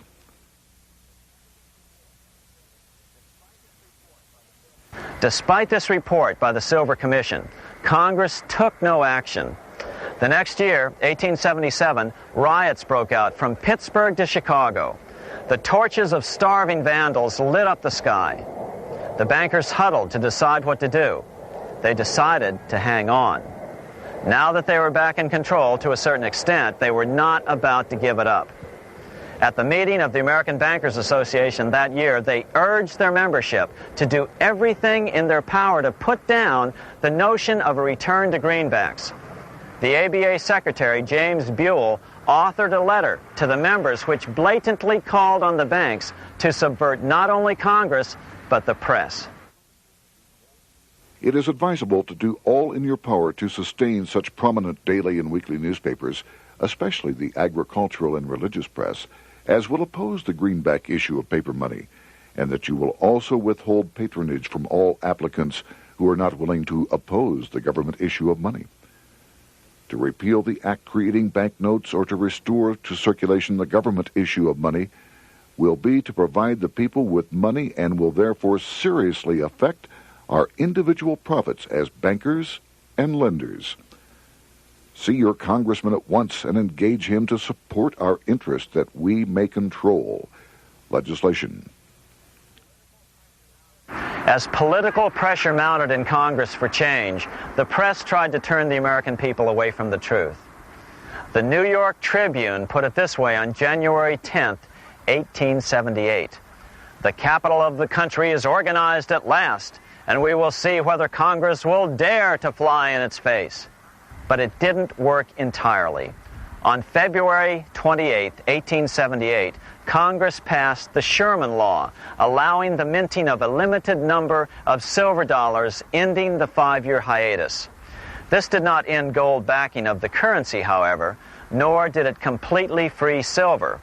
Previous to 1873, anyone who brought silver to the U.S. Mint could have it struck into silver dollars free of charge. No longer.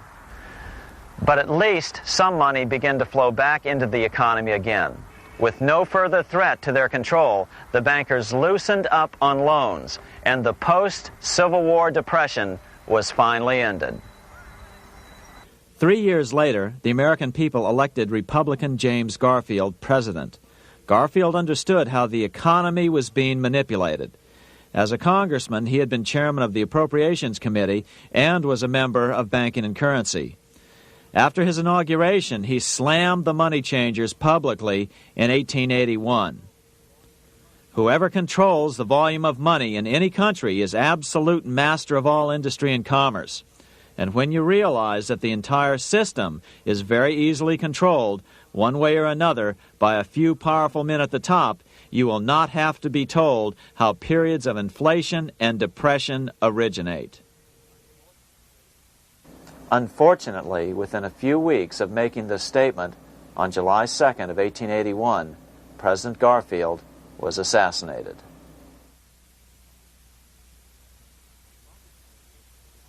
The money changers were gathering strength fast. They began a periodic fleecing of the flock, as they called it, by creating economic booms followed by further depressions so they could buy up thousands of homes and farms for pennies on the dollar.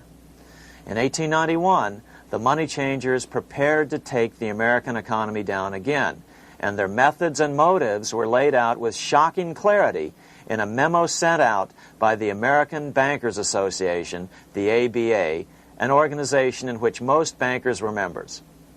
Notice that this memo called for bankers to create a depression on a certain date 3 years in the future. According to the Congressional Record, here's how it read in part. On September 1st, 1894, we will not renew our loans under any consideration. On September 1st, we will demand our money. We will foreclose and become mortgagees in possession.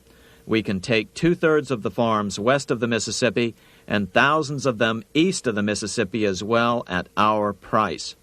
Then the farmers will become tenants, as in England. These depressions could be controlled because America was on the gold money standard. Since gold is scarce, it's one of the easiest commodities to manipulate. People wanted silver money legalized again so they could escape the stranglehold the money changers had on gold money. People wanted silver money reinstated, reversing Mr. Said's Act of 1873, by then called the Crime of 73.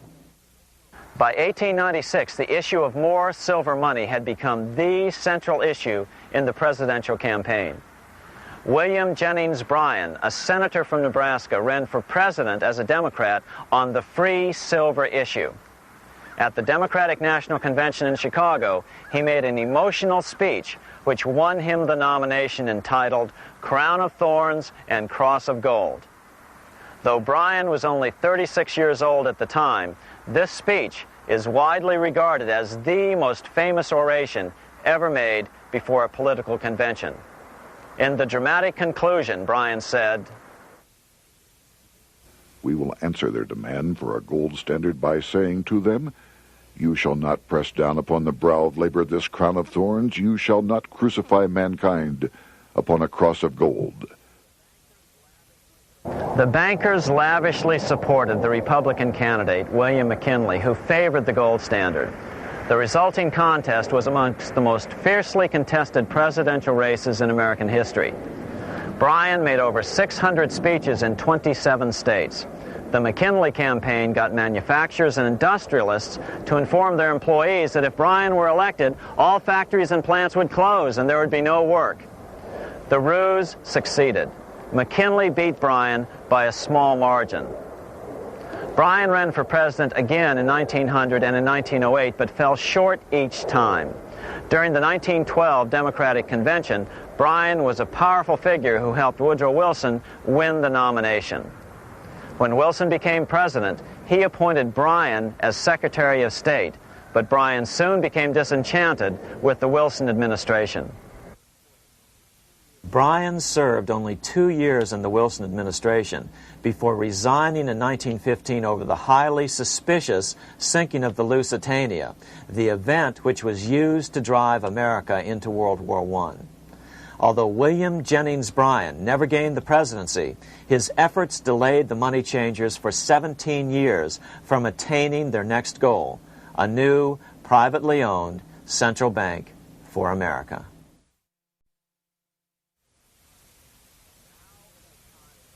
Now it was time for the money changers to get back to the business of a new private central bank for America. During the early 1900s, men like J.P. Morgan led the charge.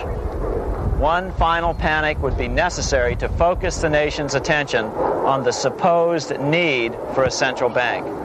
The rationale was that only a central bank can prevent bank failures. Morgan was clearly the most powerful banker in America and a suspected agent for the Rothschilds.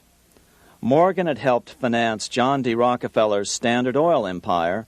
He had also helped finance the monopolies of Edward Harriman in railroads, of Andrew Carnegie in steel, and of others in numerous industries. But on top of that, J.P. Morgan's father, Junius Morgan, had been America's financial agent to the British. After his father's death, J.P. Morgan took on a British partner, Edward Grenfell, a longtime director of the Bank of England.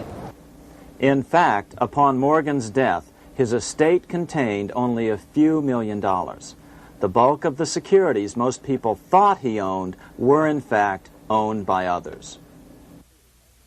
In 1902, President Theodore Roosevelt allegedly went after Morgan and his friends by using the Sherman Antitrust Act to try to break up their industrial monopolies. Actually, Roosevelt did very little to interfere in the growing monopolization of American industry by the bankers and their surrogates.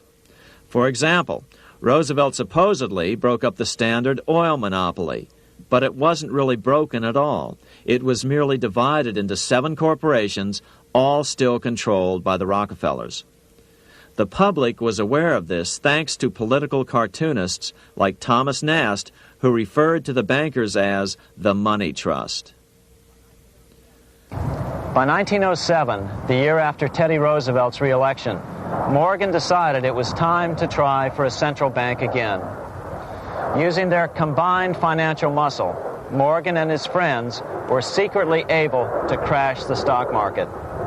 Thousands of small banks were vastly overextended. Some had reserves of less than 1% thanks to the fractional reserve principle. Within days, bank runs were commonplace across the nation. Now Morgan stepped into the public arena and offered to prop up the faltering American economy by supporting failing banks with money he manufactured out of nothing. It was an outrageous proposal, far worse than even fractional reserve banking, but Congress let him do it.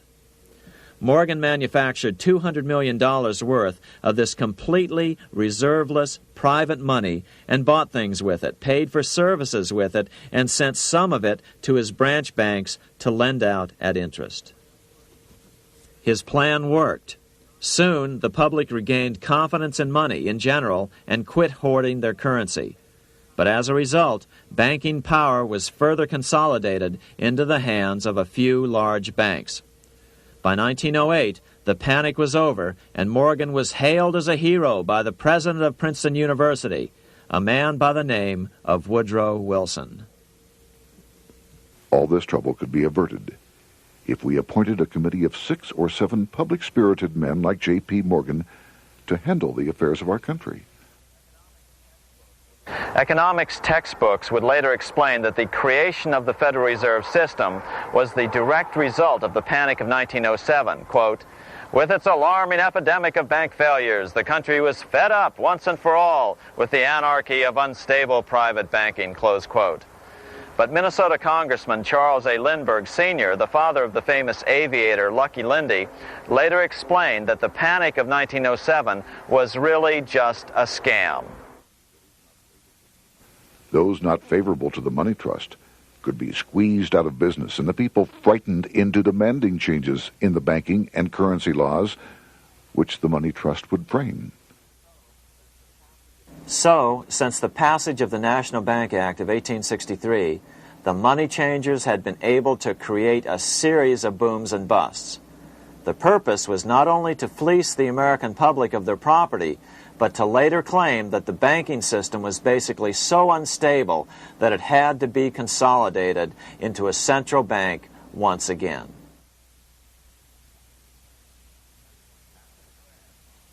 After the crash, Teddy Roosevelt, in response to the panic of 1907, signed into law a bill creating something called the National Monetary Commission.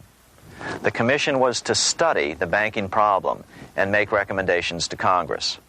Of course, the commission was packed with Morgan's friends and cronies. The chairman was a man named Senator Nelson Aldrich from Rhode Island. Aldrich represented the Newport, Rhode Island homes of America's richest banking families. His daughter married John D. Rockefeller, Jr., and together they had 5 sons: John, Nelson, who would become vice president in 1974, Lawrence, Winthrop, and David, the head of the Council on Foreign Relations and former chairman of Chase Manhattan Bank. As soon as the National Monetary Commission was set up, Senator Aldrich immediately embarked on a 2-year tour of Europe, where he consulted at length with the private central bankers in England, France, and Germany. The total cost of his trip alone to the taxpayers was $300,000, an astronomical sum in those days. Shortly after his return, on the evening of November 22, 1910, some of the wealthiest and most powerful men in America boarded Senator Aldrich's private rail car and in the strictest secrecy journeyed to this place, Jekyll Island, off the coast of Georgia. With the group came Paul Warburg. Warburg had been given a $500,000 per year salary to lobby for the passage of a privately owned central bank in America by the investment firm Kuhn, Loeb and Company. Warburg's partner in this firm was a man named Jacob Schiff, the grandson of the man who shared the Greenshield house with the Rothschild family in Frankfurt. Schiff, as we'll find out later, was in the process of spending $20 million to finance the overthrow of the Tsar in Russia. These three European banking families, the Rothschilds, the Warburgs, and the Schiffs, were interconnected by marriage down through the years, just as their American banking counterparts, the Morgans, Rockefellers, and Aldriches were. Secrecy was so tight that all 7 primary participants were cautioned to use only first names to prevent servants from learning their identities. Years later, one participant, Frank Vanderlip, president of National City Bank of New York and a representative of the Rockefeller family, confirmed the Jekyll Island trip in a February 9, 1935 edition of the Saturday Evening Post. I was as secretive, indeed as furtive as any conspirator. Discovery, we knew, simply must not happen, or else all our time and effort would be wasted. If it were to be exposed that our particular group had got together and written a banking bill, that bill would have no chance whatever of passage by Congress. The participants came here to figure out how to solve their major problem, how to bring back a privately owned central bank. But there were other problems that needed to be addressed as well. First of all, the market share of the big national banks was shrinking fast. In the first 10 years of the century, the number of U.S. banks had more than doubled to over 20,000. By 1913, only 29% of all banks were national banks, and they held only 57% of all deposits. As Senator Aldrich later admitted in a magazine article, before passage of this act, the New York bankers could only dominate the reserves of New York. Now, we are able to dominate the bank reserves of the entire country. Therefore, something had to be done to bring these new banks under their control. As John D. Rockefeller put it, quote, "Competition is sin," close quote. Secondly, the nation's economy was so strong that corporations were starting to finance their expansions out of profits instead of taking out huge loans from large banks. In the first 10 years of the new century, 70% of corporate funding came from profits. In other words, American industry was becoming independent of the money changers, and that trend had to be stopped. All the participants knew that these problems could be hammered out into a workable solution, but perhaps their biggest problem was a public relations problem, the name of the new bank. That discussion took place right here in this room, one of the many conference rooms in this sprawling hotel, today known as the Jekyll Island Club Hotel. Aldrich believed that the word bank should not even appear in the name. Warburg wanted to call the legislation the National Reserve Bill or the Federal Reserve Bill. The idea here was to give the impression that the purpose of the new central bank was to stop bank runs, but also to conceal its monopoly character. However, it was Aldrich, the egotistical politician, who insisted it be called the Aldrich Bill. After 9 days at Jekyll Island, the group dispersed. The new central bank would be very similar to the old Bank of the United States. It would be given a monopoly over U.S. currency and create that money out of nothing. How does the Fed create money out of nothing? It's a 4-step process. But first, a word on bonds. Bonds are simply promises to pay, or government IOUs. People buy bonds to get a secure rate of interest. At the end of the term of the bond, the government repays the bond plus interest, and the bond is destroyed. There are about $3.6 trillion worth of these loans or bonds at present. Now here's the Fed money-making process. Step 1. The Federal Open Market Committee approves the purchase of U.S. bonds on the open market. Step 2. The bonds are purchased by the Fed from whoever is offering them for sale on the open market. Step 3. The Fed pays for the bonds with electronic credits to the seller's bank, which in turn credits the seller's bank account. The trick is that these credits are based on nothing. The Fed just creates them. Step 4. The banks use these deposits as reserves. They can loan out over 10 times the amount of their reserves to new borrowers, all at interest. In this way, a Fed purchase of, say, $1 million worth of bonds gets turned into over $10 million in bank accounts. The Fed, in effect, creates 10% of this totally new money, and the banks create the other 90%. To reduce the amount of money in the economy, the process is just reversed. The Fed sells bonds to the public, and the money flows out of the purchaser's local bank. Loans must be reduced by 10 times the amount of the sale. So, a Fed sale of $1 million in bonds results in $10 million less money in the economy. So how does this benefit the bankers whose representatives huddled at Jekyll Island? First, it totally misdirected banking reform efforts from proper solutions. Second, it prevented a proper debt-free system of government finance, like Lincoln's greenbacks, from making a comeback. The bond-based system of government finance forced on Lincoln after he created greenbacks was now cast in stone. Third, it delegated to the bankers the right to create 90% of our money supply based on only fractional reserves, which they then loan out at interest.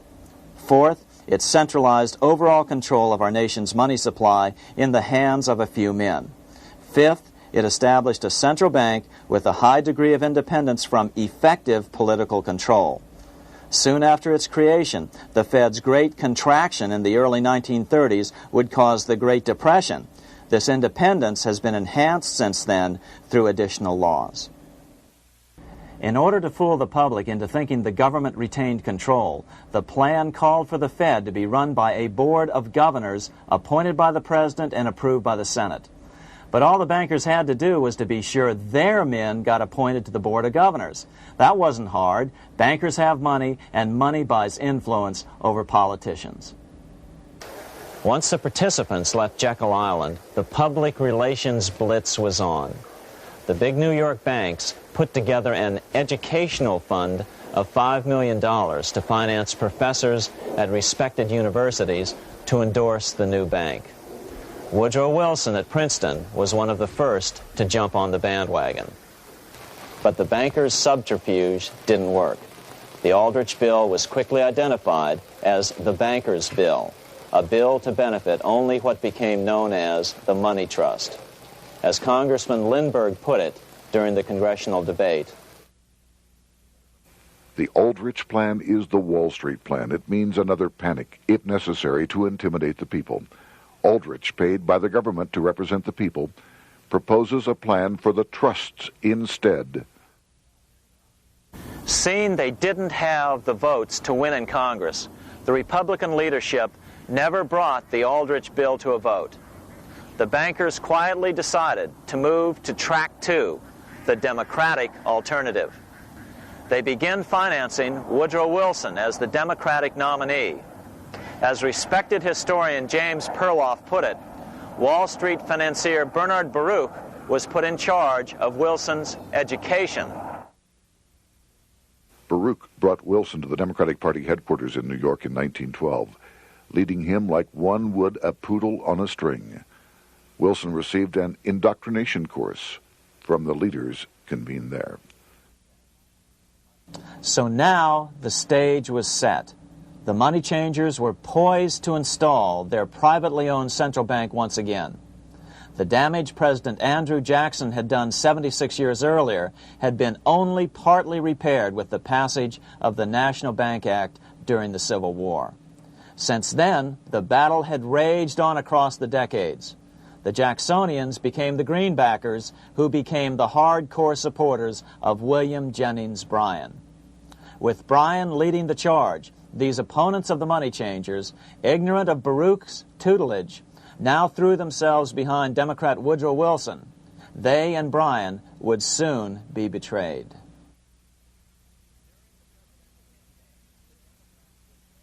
During the presidential campaign, the Democrats were careful to pretend to oppose the Aldrich bill. As Representative Lewis McFadden, himself a Democrat, as well as chairman of the House Banking and Currency Committee, explained it 20 years after the fact. The Aldrich bill was condemned in the platform. When Woodrow Wilson was nominated, the men who ruled the Democratic Party promised the people that if they were returned to power, there would be no central bank established here while they held the reins of government. 13 months later, that promise was broken, and the Wilson administration, under the tutelage of those sinister Wall Street figures who stood behind Colonel House, established here in our free country the worm-eaten, monarchical institution of the King's Bank, to control us from the top downward and to shackle us from the cradle to the grave. Once Wilson was elected, Morgan, Warburg, Baruch, and company advanced a new plan, which Warburg named the Federal Reserve System.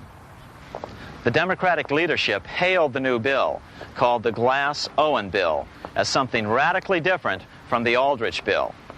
But in fact, the bill was virtually identical in every important detail.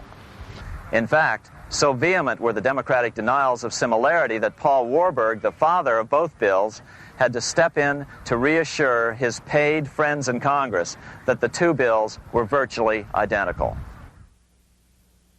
Brushing aside the external differences affecting the shells, we find the kernels of the two systems very closely resembling and related to one another.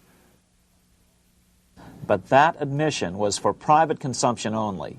Publicly, the money trust trotted out Senator Aldrich and Frank Vanderlip, the president of Rockefeller's National City Bank of New York and one of the Jekyll Island Seven, to oppose the new Federal Reserve System. Years later, however, Vanderlip admitted in the Saturday Evening Post that the two measures were virtually identical. Although the Aldrich Federal Reserve Plan was defeated when it bore the name Aldrich, nevertheless, its essential points were all contained in the plan that finally was adopted.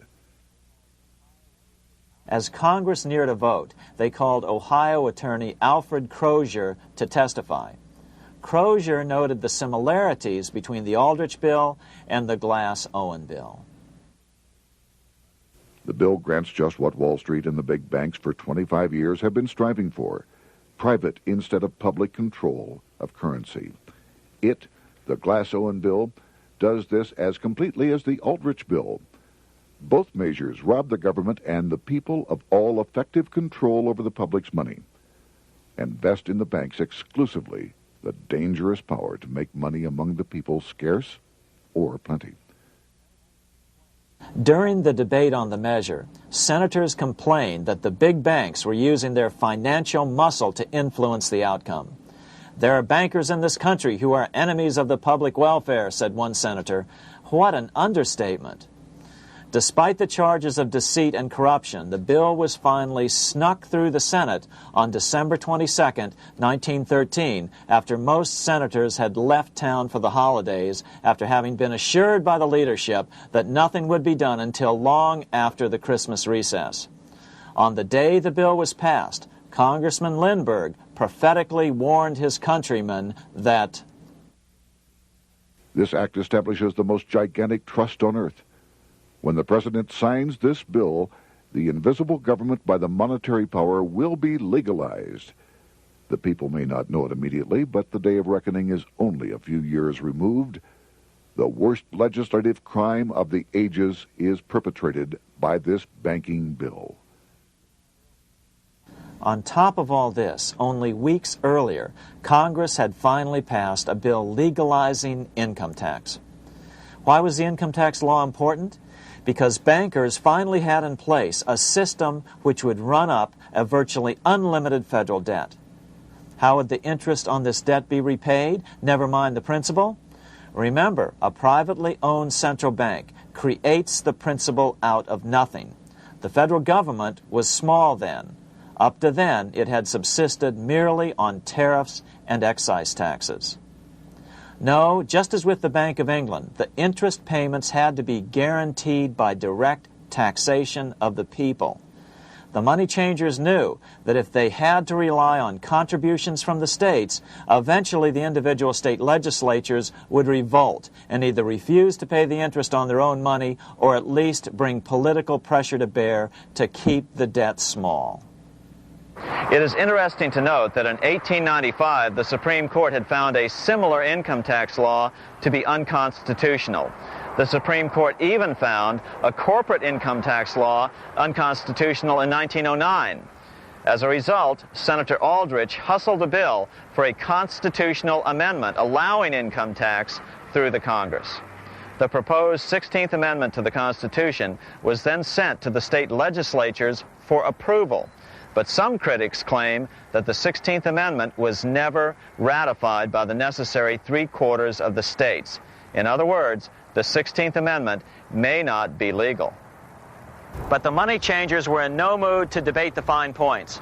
By October of 1913, Senator Aldrich had hustled the income tax bill through Congress.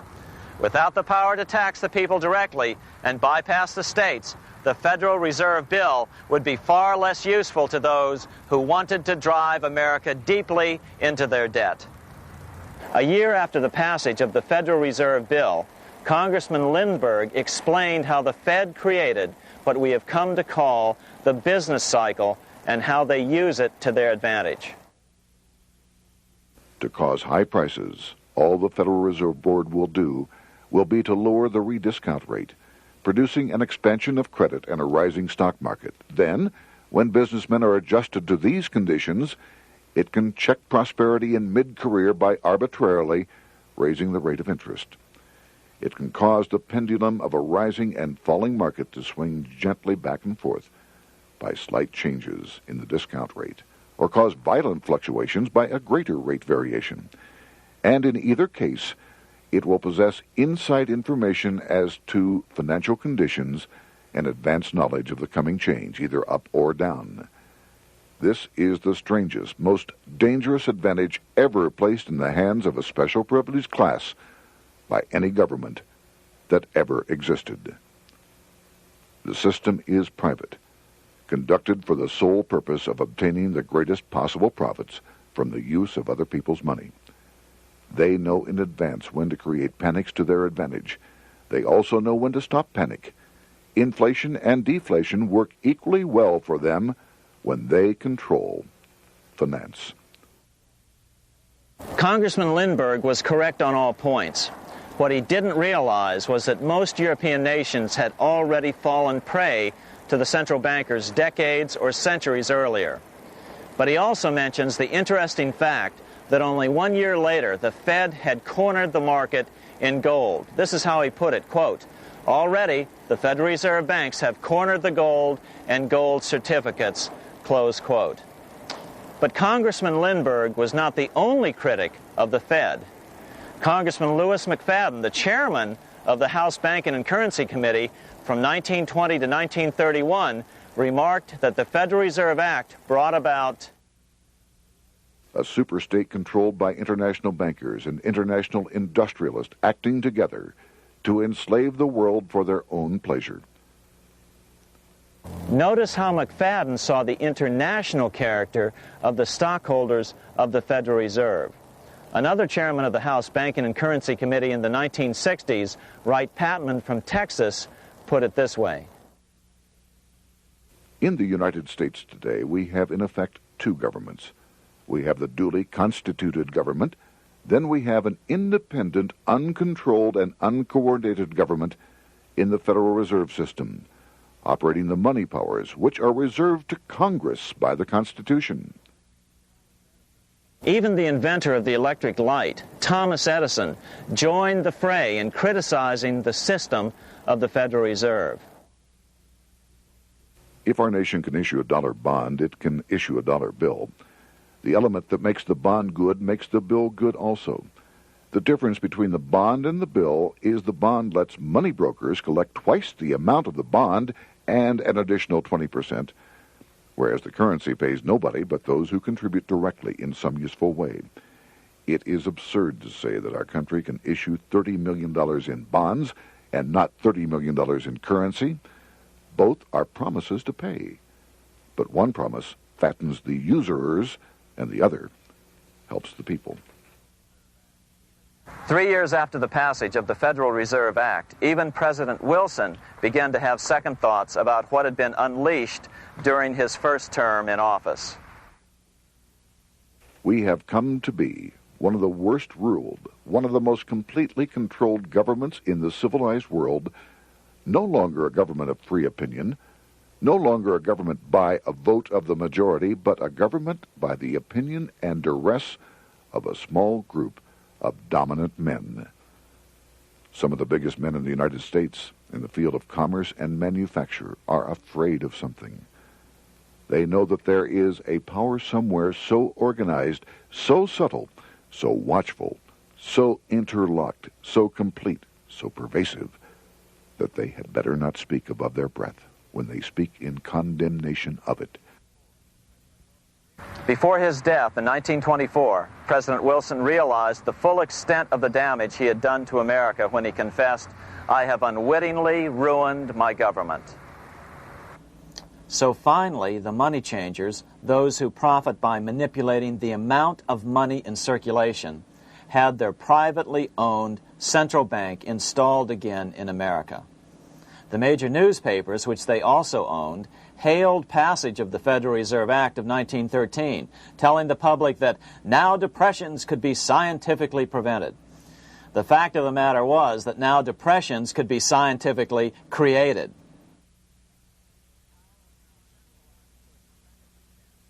Power was now centralized to a tremendous extent. Now it was time for a war, a really big war. In fact, the First World War. Of course, to the central bankers, the political issues of war don't matter nearly as much as the profit potential, and nothing creates debts like warfare. England was the best example at that time. During the 119-year period between the founding of the Bank of England and Napoleon's defeat at Waterloo, England had been at war for 56 years, and much of the remaining time she'd been preparing for war. In World War I, the German Rothschilds loaned money to the Germans, the British Rothschilds loaned money to the British, and the French Rothschilds loaned money to the French. In America, J.P. Morgan was the sales agent for war materials to both the British and the French. In fact, 6 months into the war, Morgan became the largest consumer on earth, spending $10 million a day. His offices here at 23 Wall Street were mobbed by brokers and salesmen trying to cut a deal. In fact, it got so bad that the bank had to post guards at every door and at the partners' homes as well. Many other New York bankers made out as well from the war. President Wilson appointed Bernard Baruch to head the War Industries Board. According to historian James Perloff, both Baruch and the Rockefellers profited by some $200 million during the war. But profits were not the only motive. There was also revenge. The money changers never forgave the czars for their support of Lincoln during the Civil War. Also, Russia was the last major European nation to refuse to give in to the privately owned central bank scheme. 3 years after World War I broke out, the Russian Revolution toppled the Tsar and installed the scourge of communism. Jacob Schiff of Kuhn Loeb and Company bragged from his deathbed that he had spent $20 million towards the defeat of the Tsar. Money was funneled from England to support the revolution as well. Why would some of the richest men in the world financially back communism, the system that was openly vowing to destroy the so-called capitalism that made them wealthy? Researcher Gary Allen explained it this way. If one understands that socialism is not a share the wealth program, but is, in reality, a method to consolidate and control the wealth, then the seeming paradox of super-rich men promoting socialism becomes no paradox at all. Instead, it becomes logical, even the perfect tool of power-seeking megalomaniacs. Communism, or more accurately socialism, is not a movement of the downtrodden masses, but of the economic elite. As W. Cleon Skousen put it, In his 1970 book, The Naked Capitalist, power from any source tends to create an appetite for additional power. It was almost inevitable that the super-rich would one day aspire to control not only their own wealth, but the wealth of the whole world. To achieve this, they were perfectly willing to feed the ambitions of the power-hungry political conspirators who were committed to the overthrow of all existing governments and the establishments of a central worldwide dictatorship. but what if these revolutionaries get out of control and try to seize power from the super-rich? After all, it was Mao Zedong who in 1938 stated his position concerning power. Political power grows out of the barrel of a gun.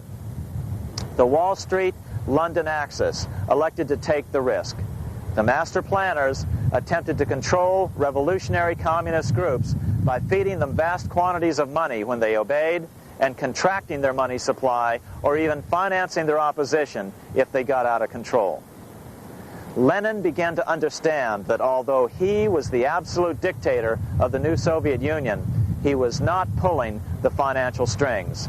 Someone else was silently in control. The state does not function as we desired. The car does not obey. A man is at the wheel and seems to lead it, but the car does not drive in the desired direction. It moves as another force wishes.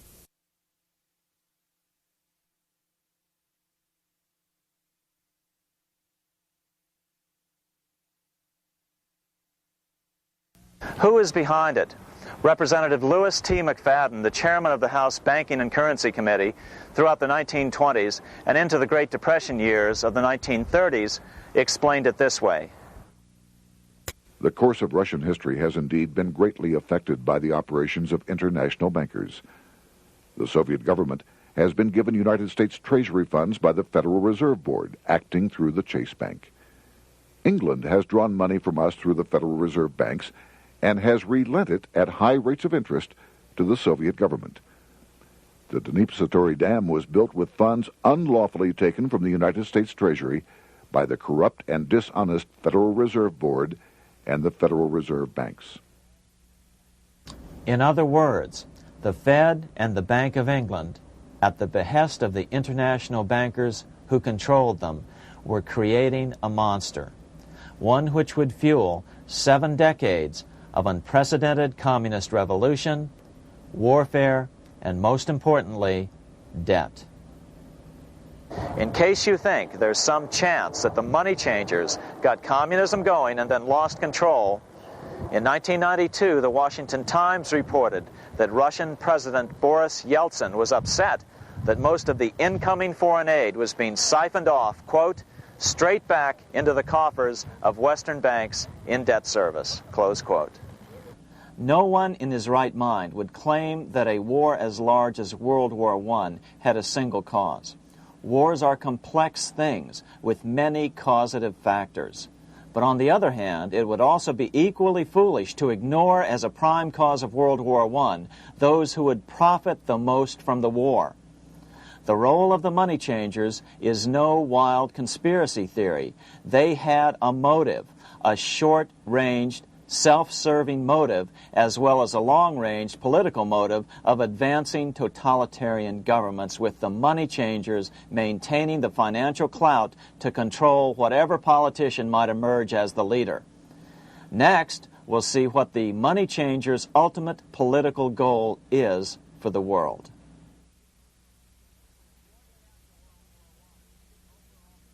Shortly after World War I, the overall political agenda of the money changers began to be clear.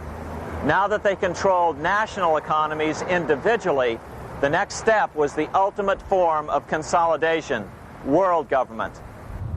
The new world government proposal was given top priority at the Paris Peace Conference after World War I. It was called the League of Nations, but much to the surprise of Paul Warburg and Bernard Baruch, who attended the peace conference with President Wilson, the world was not yet ready to dissolve national boundaries. Nationalism still beats strong in the human breast.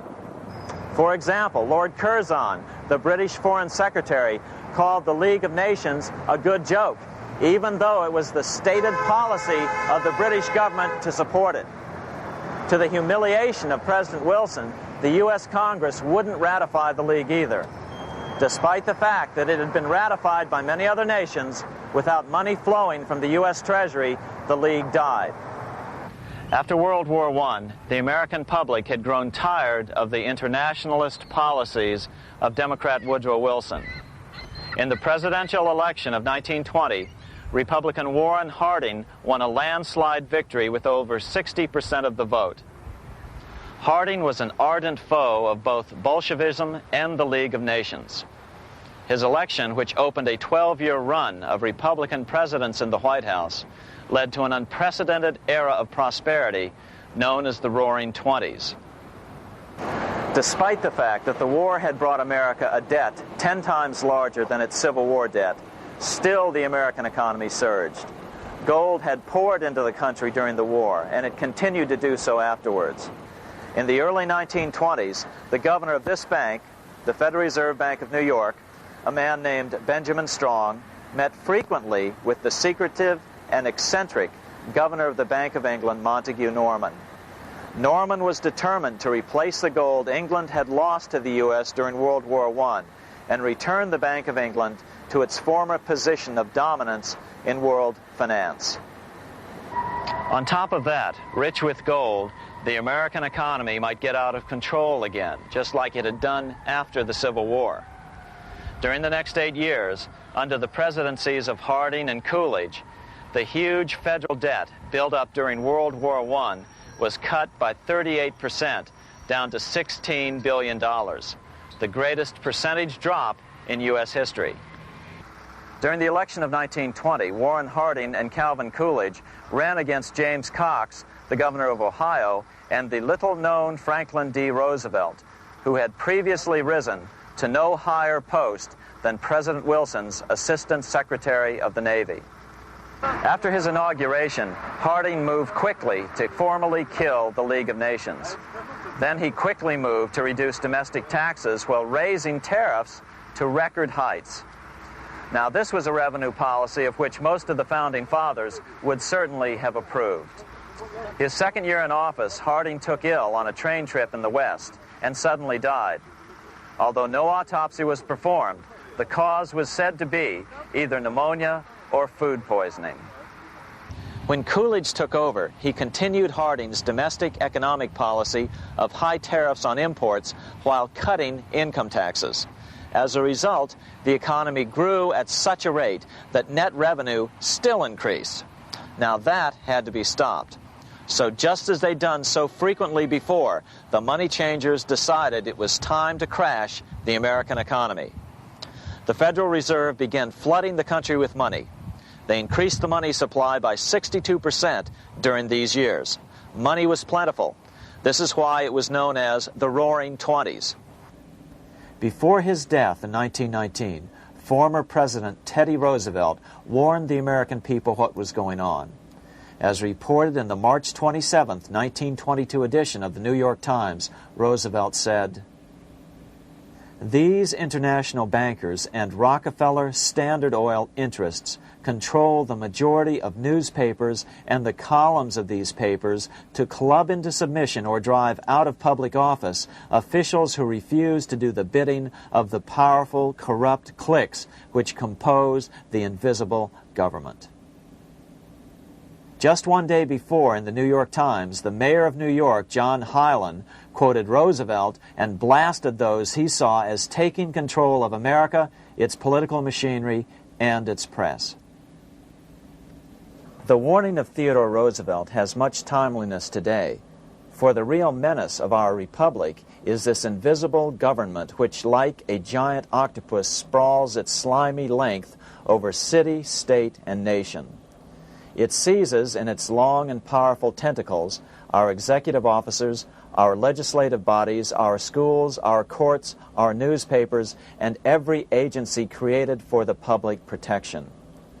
To depart from mere generalizations, let me say that at the head of this octopus are the Rockefeller Standard Oil interest and a small group of powerful banking houses generally referred to as the international bankers. The little coterie of powerful international bankers virtually run the United States government for their own selfish purposes. They practically control both parties, write political platforms, make cat's paws of party leaders, use the leading men of private organizations, and resort to every device to place in nomination for high public office only such candidates as will be amenable to the dictates of corrupt big business. These international bankers and Rockefeller Standard Oil interests control the majority of newspapers and magazines in this country. Why didn't people listen to such strong warnings and demand that Congress reverse its 1913 passage of the Federal Reserve Act? Because remember, it was the 1920s. A steady increase in bank loans contributed to a rising market. In other words, just as it is today, in times of prosperity, no one wants to worry about economic issues. But there was a dark side to all this prosperity. Businesses expanded and became strung out on credit. Speculation in the booming stock market became rampant. Although everything looked rosy, it was a castle made of sand. When all was in readiness, in April of 1929, Paul Warburg, the father of the Federal Reserve, sent out a secret advisory warning his friends that a collapse and nationwide depression was certain. In August of 1929, the Fed began to tighten money. It is not a coincidence that the biographies of all the Wall Street giants of that era, John D. Rockefeller, J.P. Morgan, Bernard Baruch, etc., all marvel that they got out of the stock market just before the crash and put all their assets in cash or gold. On October 24th, 1929, the big New York bankers called in their 24-hour broker call loans. This meant that both stockbrokers and customers had to dump their stocks on the market to cover their loans, no matter what price they had to sell them for. As a result, the market tumbled, and that day was known as Black Thursday. According to John Kenneth Galbraith, writing in The Great Crash, 1929, at the height of the selling frenzy, Bernard Baruch brought Winston Churchill into the visitors' gallery of the New York Stock Exchange here to witness the panic and impress him with his power over the wild events down on the floor. Congressman Louis McFadden, chairman of the House Committee on Banking and Currency from 1920 to 1931, knew who to blame. He accused the Fed and the international bankers of orchestrating the crash. It was not accidental. It was a carefully contrived occurrence. The international bankers sought to bring about a condition of despair here so that they might emerge as rulers of us all. But McFadden went even farther. He openly accused them of causing the crash in order to steal America's gold. In February 1931, in the midst of the Depression, he put it this way. I think it can hardly be disputed that the statesmen and financiers of Europe are ready to take almost any means to reacquire rapidly the gold stock which Europe lost to America as the result of World War I. Curtis Dahl, a broker for Lehman Brothers, was on the floor of the New York Stock Exchange the day of the crash. In his 1970 book, FDR, My Exploited Father-in-Law, he explained that the crash was triggered by the planned sudden shortage of call money in the New York money market. Actually, it was the calculated shearing of the public by the world money powers triggered by the planned sudden shortage of call money in the New York money market. Within a few weeks, $3 billion of wealth simply seemed to vanish. Within a year, $40 billion had been lost. But did it really disappear? Or was it simply consolidated in fewer hands? And what did the Federal Reserve do? Instead of moving to help the economy out by quickly lowering interest rates to stimulate the economy, the Fed continued to brutally contract the money supply further, deepening the Depression. Between 1929 and 1933, the Fed reduced the money supply by an additional 33%. Although most Americans have never heard that the Fed was the cause of the Depression, this is well known among top economists. Milton Friedman, the Nobel Prize-winning economist, now of Stanford University, said the same thing in a National Public Radio interview in January of 1996. The Federal Reserve definitely caused the Great Depression by contracting the amount of currency in circulation by 1/3 from 1929 to 1933. But the money lost by most Americans during the Depression didn't just vanish. It was just redistributed into the hands of those who had gotten out just before the crash and had purchased gold, which is always a safe place to put your money just before a depression. But America's money also went overseas. Incredibly, as President Hoover was heroically trying to rescue banks and prop up businesses, with millions of Americans starving as the Great Depression deepened, millions of dollars were being spent rebuilding Germany from damage sustained during World War I. 8 years before Hitler would invade Poland, Representative Louis McFadden, chairman of the House Banking and Currency Committee, warned Congress that Americans were paying for Hitler's rise to power.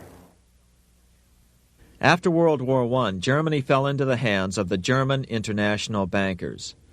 Those bankers bought her, and they now own her lock, stock, and barrel.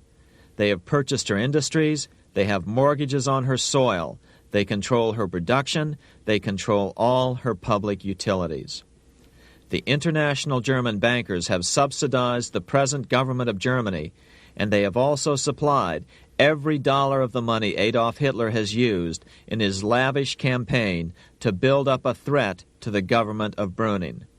When Brüning fails to obey the orders of the German international bankers, Hitler is brought forth to scare the Germans into submission. Through the Federal Reserve Board, over $30 billion of American money has been pumped into Germany. You have all heard of the spending that's taken place in Germany. Modernistic dwellings, her great planetariums, her gymnasiums, her swimming pools, her fine public highways, her perfect factories. All this was done on our money. All this was given to Germany through the Federal Reserve Board. The Federal Reserve Board has pumped so many billions of dollars into Germany that they dare not name the total. Franklin D. Roosevelt was swept into office during the 1932 presidential election. Once Roosevelt was in office, however, sweeping emergency banking measures were immediately announced, which did nothing but increase the Fed's power over the money supply. Then, and only then, did the Fed finally begin to loosen the purse strings and feed new money out to the starving American people. At first, Roosevelt railed against the money changers as being the cause of the Depression. Believe it or not, this is what he said on March 4th, 1933, in his inaugural address.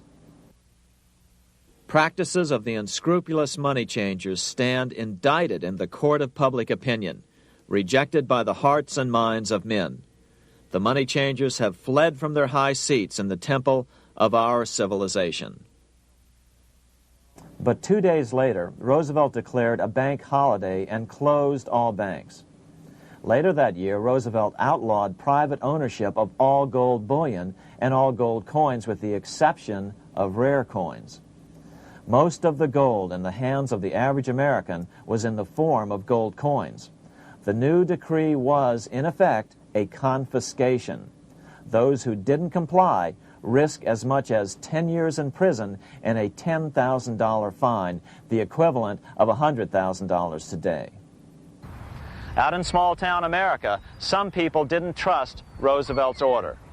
Many were torn between keeping their hard-earned wealth or obeying the government. Those who did turn in their gold were paid the official price for it, $20.66 per ounce. So unpopular was the confiscation order that no one anywhere in government would take credit for authoring it. No congressman claimed it. At the signing ceremony, President Roosevelt made it clear to all present that he was not the author of it and publicly stated that he had not ever read it. Even his Secretary of the Treasury said he'd never read it either, saying it was, quote, what the experts wanted. Roosevelt convinced the public to give up their gold by saying that pooling the nation's resources was necessary to get America out of the Depression. With great fanfare, he ordered a new bullion depository built to hold the mountain of gold the U.S. government was illegally confiscating. By 1936, the U.S. bullion depository at Fort Knox was completed, and in January 1937, the gold began to flow into it. The rip-off of the ages was about to proceed. In 1935, once the gold had all been turned in, the official price of gold was suddenly raised to $35 per ounce. But the catch was, only foreigners could sell their gold at the new higher price. The money changers who had heeded Warburg's note and gotten out of the stock market just before the crash and bought gold at $20.66 per ounce, then shipped it to London, could now bring it back and sell it back to the government, nearly doubling their money while the average American starved. The Fort Knox Bullion Depository sits here in the middle of the Fort Knox Military Reservation, 30 miles southwest of Louisville, Kentucky. This was as close as we were permitted to get to the depository despite years of letters from members of Congress to allow our film crew inside. The 4-acre grounds immediately surrounding the building are guarded by an electrified steel fence, an open moat, and 4 machine-gun-armed guard pillboxes at the structure's corners. When the gold began arriving on January 13, 1937, there was unprecedented security. Thousands of official guests watched the arrival of a 9-car train from Philadelphia, guarded by armed soldiers, postal inspectors, Secret Servicemen, and guards from the U.S. Mint. It was all great theater.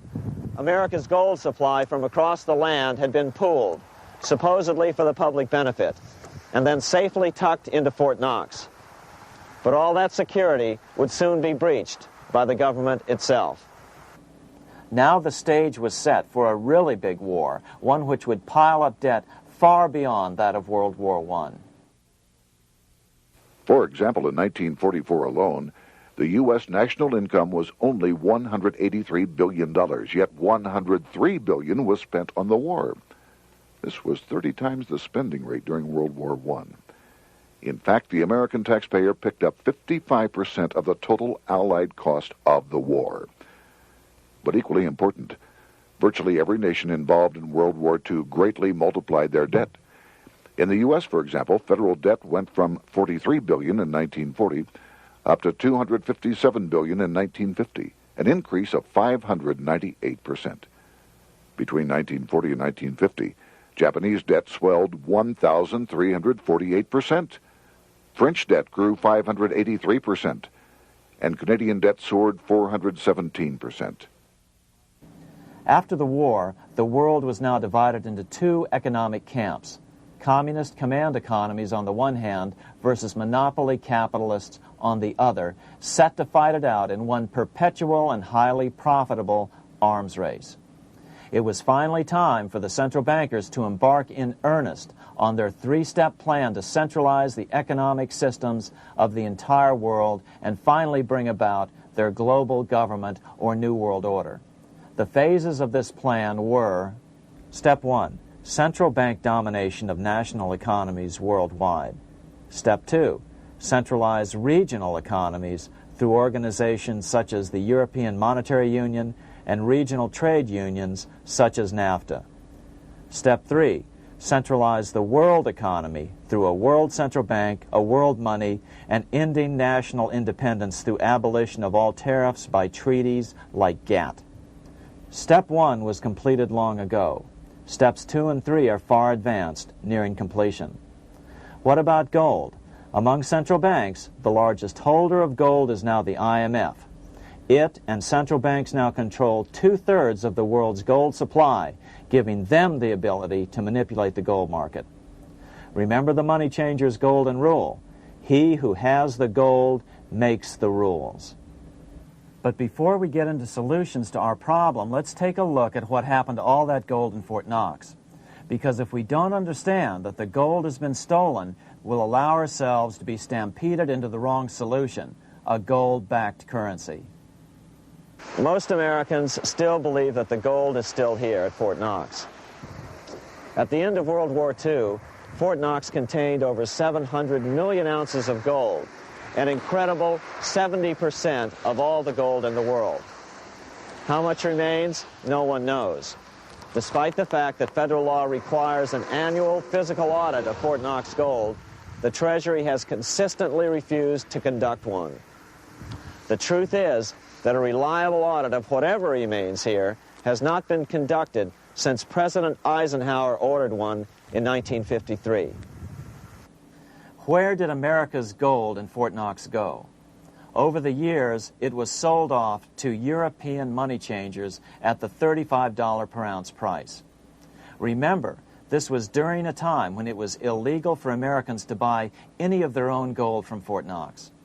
In fact, there was a very infamous case where the Firestone family set up a string of dummy corporations to purchase Fort Knox gold and keep it in Switzerland, never hitting U.S. shores. They were eventually caught, however, and successfully prosecuted. Finally, by 1971, all the pure gold had been secretly removed from Fort Knox, drained back to London. Once the gold was gone from Fort Knox, President Nixon closed the gold window by repealing Roosevelt's Gold Reserve Act of 1934, finally making it legal once again for Americans to buy gold. Naturally, gold prices immediately began to soar. 9 years later, gold sold for $880 per ounce, 25 times what the gold in Fort Knox was sold for. One would think that eventually someone in the government would get wind of what was happening and blow the whistle. The largest fortune in the history of the world stolen. Shades of the old James Bond film, Goldfinger. Well, as a matter of fact, Ian Fleming, the author of the James Bond series, was head of the British counterintelligence service, MI5. Some believe in the intelligence community that he wrote much of his fiction as a warning, as many authors of fiction do. If the removal of all the good delivery gold from Fort Knox can be viewed as a deliberate raid on the U.S. Treasury, then such an operation might well have been years in the making, namely 40 years. Certainly enough time for Fleming to get wind of it and try to prevent it. So just how did the story of the Fort Knox gold robbery get out? It all started with an article in a New York periodical in 1974. The article charged that the Rockefeller family was manipulating the Federal Reserve to sell off Fort Knox gold at bargain basement prices to anonymous European speculators. 3 days later, the anonymous source of the story, Louise Auchincloss Boyer, mysteriously fell to her death from the window of her 10th floor apartment in New York. How would Mrs. Boyer have known of the Rockefeller connection to the Fort Knox gold heist? She was the longtime secretary of Nelson Rockefeller. For the next 14 years, this man, Ed Durrell, a wealthy Ohio industrialist, devoted himself to a quest for the truth concerning the Fort Knox gold. He wrote thousands of letters to over 1,000 government and banking officials, trying to find out how much gold was really left and where the rest of it had gone. Edith Roosevelt, the granddaughter of President Teddy Roosevelt, questioned the actions of the government in a March 1975 edition of the New Hampshire Sunday News. Allegations of missing gold from our Fort Knox vaults are being widely discussed in European financial circles. But what is puzzling is that the administration is not hastening to demonstrate conclusively that there is no cause for concern over our gold treasure, if indeed it is in a position to do so. Unfortunately, Ed Durrell never did accomplish his primary goal, a full audit of the gold reserves in Fort Knox. It's incredible that the world's greatest treasure has had little accounting or auditing. This gold belonged to the American people, not the Federal Reserve and their foreign owners. One thing is certain, the government could blow all of this speculation away in a few days with a well-publicized audit under the searing lights of media cameras. it has chosen not to do so. One must conclude that they are afraid of the truth such an audit would reveal. What is the government so afraid of? Here's the answer. When President Ronald Reagan took office in 1981, his conservative friends urged him to study the feasibility of returning to a gold standard as the only way to curb government spending. It sounded like a reasonable alternative, so President Reagan appointed a group of men called the Gold Commission to study the situation and report back to Congress.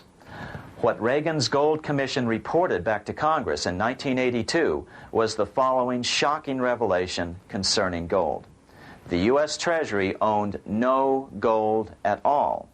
All the gold that was left in Fort Knox was now owned by the Federal Reserve, a group of private bankers, as collateral against the national debt.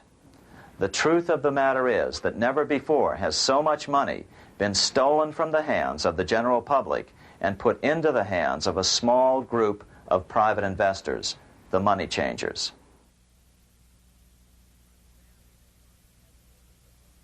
I'm standing in front of the headquarters of the International Monetary Fund located in Washington, D.C. Across the street, right over there, is the headquarters of the World Bank. What are these organizations, and who controls them, and most importantly, are they about to create a huge worldwide depression? Let us step back in time for a moment to the aftermath of World War I.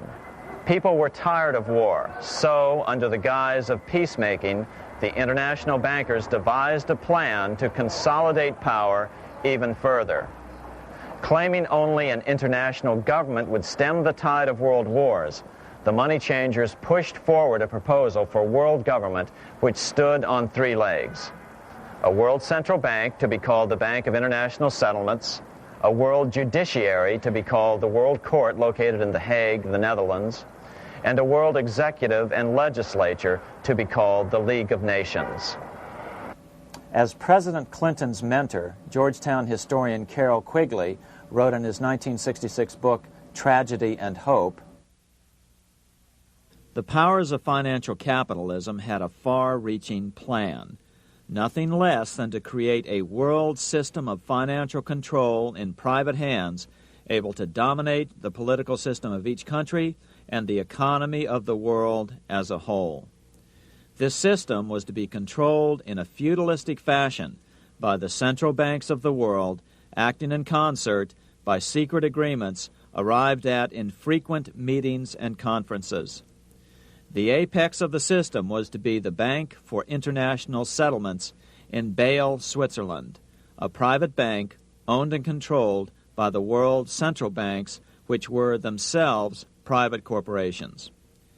Each central bank sought to dominate its government by its ability to control treasury loans, to manipulate foreign exchanges, to influence the level of economic activity in the country, and to influence cooperative politicians by subsequent economic rewards in the business world.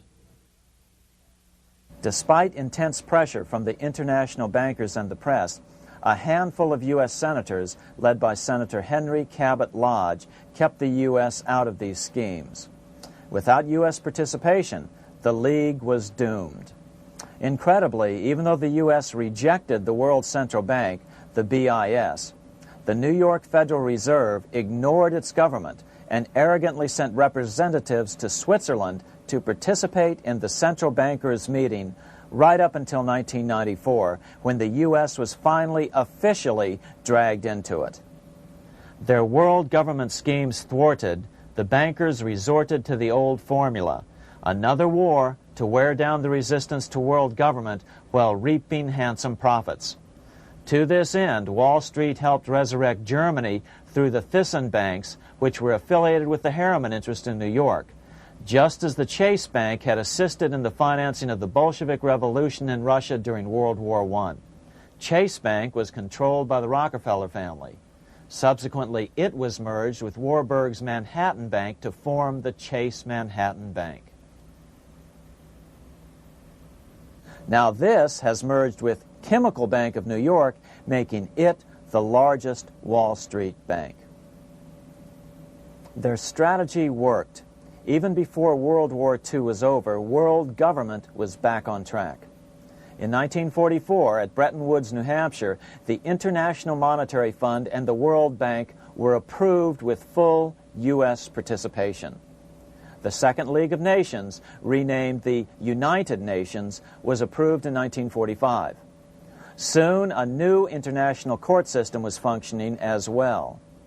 All effective opposition to these international bodies before the war had evaporated in the heat of war, just as planned. These new organizations simply repeated on a world scale what the National Banking Act of 1864 and the Federal Reserve Act of 1913 had established in the U.S. They created a banking cartel composed of the world's central banks, which gradually assumed the power to dictate credit policies to the banks of all the nations. For example, just as the Federal Reserve Act authorized the creation of a new national fiat currency called Federal Reserve Notes, the IMF has been given the authority to issue a world fiat money called Special Drawing Rights, or SDRs. To date, the IMF has created in excess of $30 billion worth of SDRs. Member nations are being pressured to make their currencies fully exchangeable for SDRs. In 1968, Congress approved laws authorizing the Fed to accept SDRs as reserves in the U.S. and to issue Federal Reserve notes in exchange for SDRs. What does that mean? It means that in the U.S., SDRs are already a part of our lawful money. And what about gold?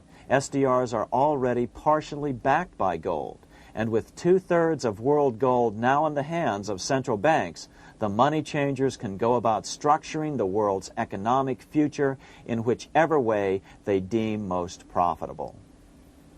Keep in mind, just as the Fed is controlled by its Board of Governors, the IMF is controlled by its Board of Governors, which are either the heads of the different central banks or the heads of the various national treasury departments dominated by their central banks. Voting power in the IMF gives the U.S. and the UK, that is to say the Fed and the Bank of England, effective control. Just as the Fed controls the amount of money in the U.S., the BIS, IMF, and World Bank control the money supply for the world. So we see the repetition of the old goldsmith's fraud replicated on the national scale with central banks like the Fed and on the international scale by the three arms of the world central bank. Is this organization of the BIS, the IMF, and the World Bank, which we refer to collectively as the World Central Bank, presently expanding and contracting world credit? Yes.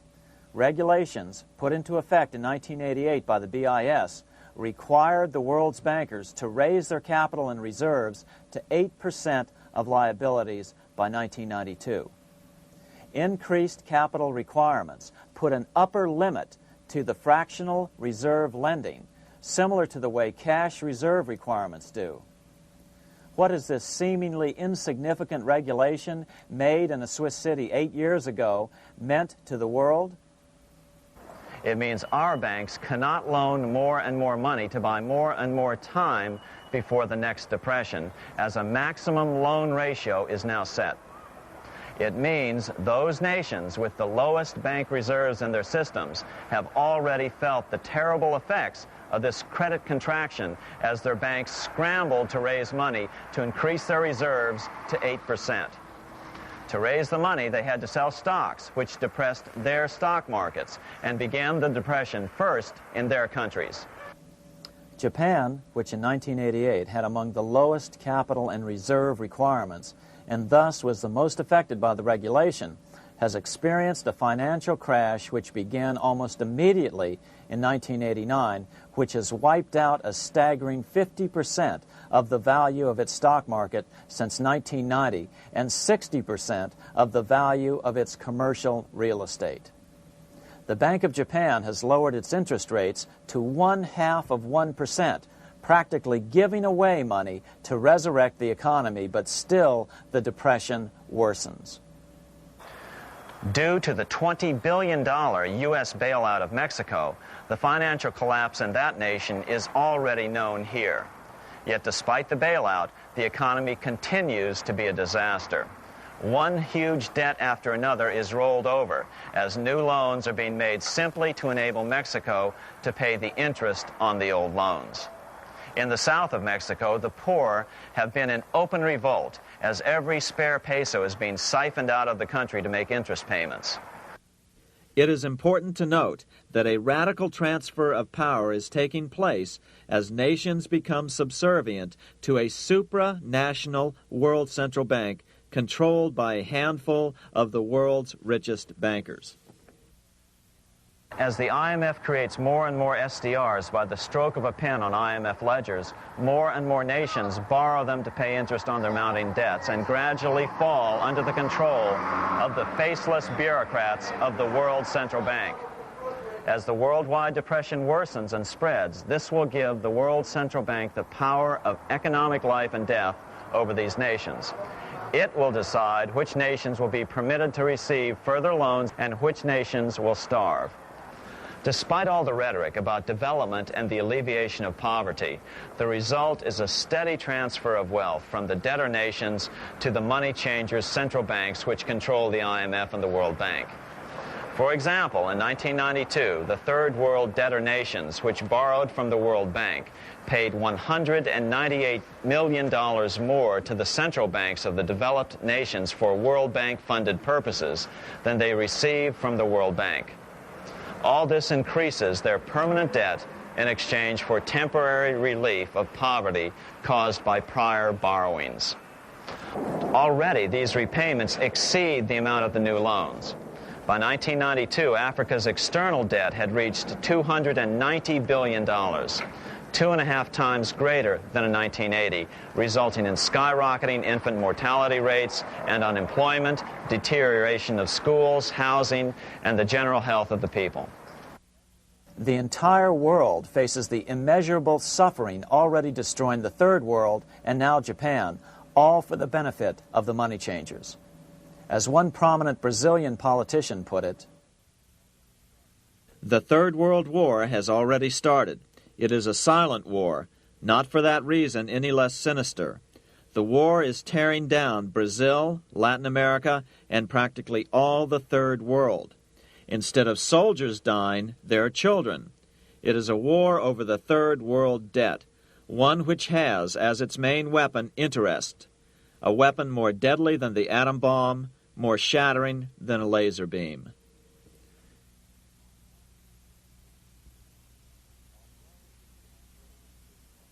Although it would be absurd to ignore the pivotal role played by influential families such as the Rothschilds, the Warburgs, the Schiffs, the Morgans, and the Rockefellers in any review of the history of central banking and fractional banking, keep in mind, by now, central banks and the large commercial banks are up to 3 centuries old and deeply entrenched in the economic life of many nations. These banks are no longer dependent on clever individuals such as a Nathan Rothschild. Years ago, the question of ownership was important, but no longer. For example, both the Bank of England and the Bank of France were nationalized after World War II, and nothing changed, nothing at all. They endure and continue to grow, now protected by numerous laws, paid politicians, and mortgaged media, untouched by the changing of generations. 3 centuries have given them an aura of respectability. The old school tie is now worn by the 6th generation son, who's been raised in a system that he may never question as he is named to serve on the governing boards of countless philanthropic organizations. To focus attention today on individuals or families, or to attempt to sort out the current holders of power, serves little useful purpose and would be a distraction from the cure. The problem is far bigger than that. It is the corrupt banking system that was and is being used to consolidate vast wealth into fewer and fewer hands that is our current economic problem. Change the names of the main players now, and the problem will neither go away nor even miss a beat. Likewise, among the hordes of bureaucrats working in the World Bank, central banks, and international banks, only a tiny fraction have any idea of what's really going on. No doubt they'd be horrified to learn that their work is contributing to the terrible impoverishment and gradual enslavement of mankind to a few incredibly rich plutocrats. So really, there's no use in emphasizing the role of individuals anymore. And the problem even transcends the normal spectrum of political right and left. Both communism and socialism, as well as monopoly capitalism, have been used by the money changers. Today, they profit from either side of the new political spectrum. The big government welfare state on the so-called left wing versus the neoconservative laissez-faire capitalists who want big government totally out of their lives on the right wing. Either way, the bankers win. Monetary reform is the most important political issue facing this nation. That clarified, let's proceed to the conclusions in the spirit Lincoln declared, with malice towards none, with charity towards all. At the start of this video, we ask a number of troubling questions. Let's be sure we've answered them. What's going on in America today? Why are we over our heads in debt? Why can't the politicians bring debt under control? Why are we over our heads in debt? Because we're laboring under a debt money system that is designed and controlled by private bankers. Now, some will argue that the Federal Reserve System is a quasi-governmental agency. But the President appoints only 2 of the 7 members of the Federal Reserve Board of Governors every 4 years. And he appoints them to 14-year terms, far longer than his own. The Senate does confirm those appointments, but the whole truth is that the President wouldn't dare appoint anyone to that board of whom Wall Street does not approve. Of course, this does not preclude the possibility that some honorable men may be appointed to the Board of Governors.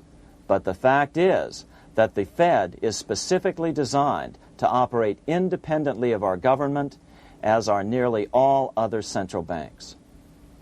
Some argue that the Fed promotes monetary stability. We saw the current head of the Bank of England, Eddie George, claim that this was the most important role of a central bank. In fact, the Fed's record of stabilizing the economy shows it to be a miserable failure in this regard. Within the first 25 years of its existence, the Fed caused 3 major economic downturns, including the Great Depression, and for the last 30 years has shepherded the American economy into a period of unprecedented inflation. Again, this is not some wild conspiracy theory. It's a well-known fact among top economists.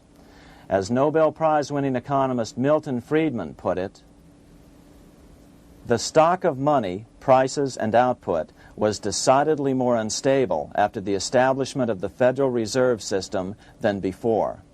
The most dramatic period of instability in output was, of course, the period between the 2 wars, which includes the severe monetary contractions of 1920-21, 1929-33, and 1937-38.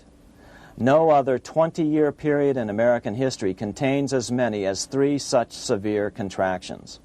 This evidence persuades me that at least a third of the price rise during and just after World War I is attributable to the establishment of the Federal Reserve System, and that the severity of each of the major contractions, 1920-21, 1929-33, and 1937-38, is directly attributable to acts of commission and omission by the reserve authorities. Any system which gives so much power and so much discretion to a few men so that mistakes, excusable or not, can have such far-reaching effects is a bad system. It is a bad system to believers in freedom just because it gives a few men such power without any effective check by the body politic. This is the key political argument against an independent central bank. To paraphrase Clemenceau, money is much too serious a matter to be left to the central bankers. We must learn from our history before it is too late. Why can't politicians control the federal debt? Because all our money is created out of debt. Again, it's a debt money system. Our money is created initially by the purchase of U.S. bonds. The public buys bonds like savings bonds, the banks buy bonds, foreigners buy bonds, and when the Fed wants to create more money in the system, it buys bonds, but pays for them with a simple bookkeeping entry which it creates out of nothing. Then this new money, created by the Fed, is multiplied by a factor of 10 by the banks thanks to the fractional reserve principle. So although the banks don't create currency, they do create checkbook money or deposits by making new loans. They even invest some of this created money. In fact, over $1 trillion of this privately created money has been used to purchase U.S. bonds on the open market, which provides the banks with roughly $50 billion in interest, risk-free, each year, less the interest they pay to some depositors. In this way, through fractional reserve lending, banks create over 90% of the money and therefore cause over 90% of our inflation. What can we do about all this? Fortunately, there's a way to fix the problem fairly easily, speedily, and without any serious financial problems. We can get our country totally out of debt in 1 to 2 years by simply paying off these U.S. bonds with debt-free U.S. notes, just like Lincoln issued. Of course, that by itself would create tremendous inflation, since our currency is presently multiplied by the fractional reserve banking system. But here's the ingenious solution, advanced in part by Milton Friedman, to keep the money supply stable and avoid inflation and deflation while the debt is retired. As the Treasury buys up its bonds on the open market with U.S. notes, the reserve requirements of your hometown local bank will be proportionally raised, so the amount of money in circulation remains constant. As those holding bonds are paid off in U.S. notes, they will deposit this money, thus making available the currency then needed by the banks to increase their reserves. Once all the U.S. bonds are replaced with U.S. notes, banks will be at 100% reserve banking instead of the fractional reserve system currently in use. From this point on, the former Fed buildings will only be needed as a central clearinghouse for checks and as vaults for U.S. notes. The Federal Reserve Act will no longer be necessary and could be repealed. Monetary power can be transferred back to the Treasury Department. There would be no further creation or contraction of money by banks. By doing it this way, our national debt can be paid off in a single year or so, and the Fed and fractional reserve banking abolished without national bankruptcy, financial collapse, inflation or deflation, or any significant change in the way the average American goes about his business. To the average person, the primary difference would be that for the first time since the Federal Reserve Act was passed in 1913, taxes would begin to go down. Now there's a real national blessing for you, rather than for Hamilton's banker friends. Now let's take a look at these proposals in more detail. Here are the main provisions of a Monetary Reform Act which needs to be passed by Congress. We've drafted a proposed Monetary Reform Act which follows at the end of this tape. Of course, variations with the same results would be equally welcome. 1. Pay off the debt with debt-free U.S. notes. As Thomas Edison put it, if the U.S. can issue a dollar bond, it can issue a dollar bill. They both rest purely on the faith and credit of the United States government. This amounts to a simple substitution of one type of government obligation for another. One bears interest, the other doesn't. Federal Reserve notes could be used for this as well, but could not be printed after the Fed's abolished as we propose, so we suggest using U.S. notes instead. 2. Abolish fractional reserve banking. As the debt is paid off, the reserve requirements of all banks and financial institutions would be raised proportionally at the same time to absorb the new U.S. notes, which would be deposited and become the bank's increased reserves. Towards the end of the first year of the transition period, the remaining liabilities of financial institutions would be assumed or acquired by the U.S. government in a one-time operation. In other words, they too would eventually be paid off with debt-free U.S. notes in order to keep the total money supply stable. At the end of the first year or so, all of the national debt would be paid, and we could start enjoying the benefits of full reserve banking. The Fed would be obsolete, an anachronism. 3. Repeal the Federal Reserve Act of 1913 and the National Banking Act of 1864. These acts delegate the money power to a private banking monopoly. They must be repealed, and the money power handed back to the Department of Treasury, where they were initially under President Abraham Lincoln. No banker or person in any way affiliated with financial institutions should be allowed to regulate banking. After the first two reforms, these acts would serve no useful purpose anyway, since they relate to a fractional reserve banking system. 4. Withdraw the U.S. from the IMF, the BIS, and the World Bank. These institutions, like the Federal Reserve, are designed to further centralize the power of the international bankers over the world's economy, and the U.S. must withdraw from them. Their harmless functions, such as currency exchange, can be accomplished either nationally or in new organizations limited to those functions. Such a monetary reform act would guarantee that the amount of money in circulation would stay very stable, causing neither inflation nor deflation. Remember, for the last 3 decades, the Fed has doubled the American money supply every 10 years. That fact and fractional reserve banking are the real causes of inflation and the reduction in our buying power, a hidden tax.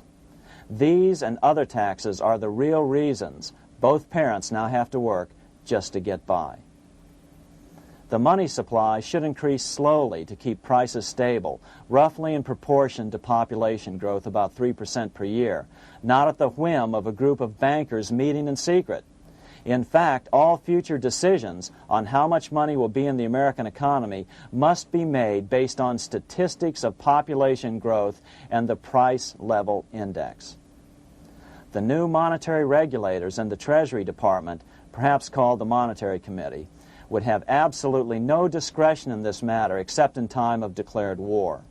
This would ensure a steady, stable money growth of roughly 3% per year, resulting in stable prices and no sharp changes in the money supply.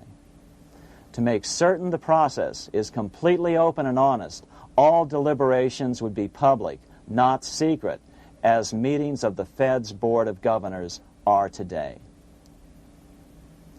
How do we know this will work?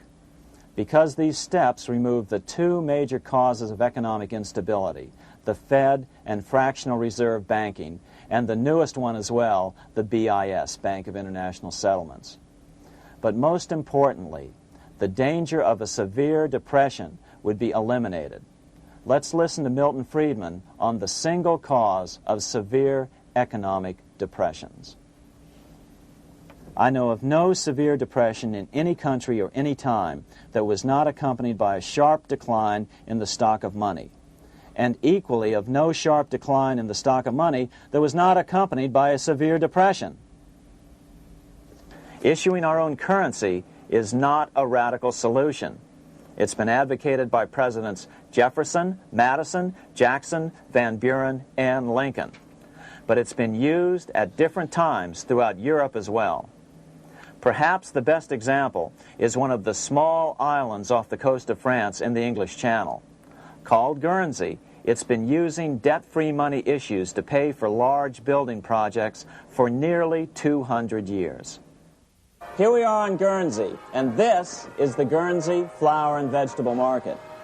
Guernsey is one of the most successful examples of just how well a debt-free money system can work. In 1815, a committee was appointed to investigate how best to finance this new market. The impoverished island could not afford more new taxes, so the state's fathers decided to try a revolutionary idea: issue their own paper money.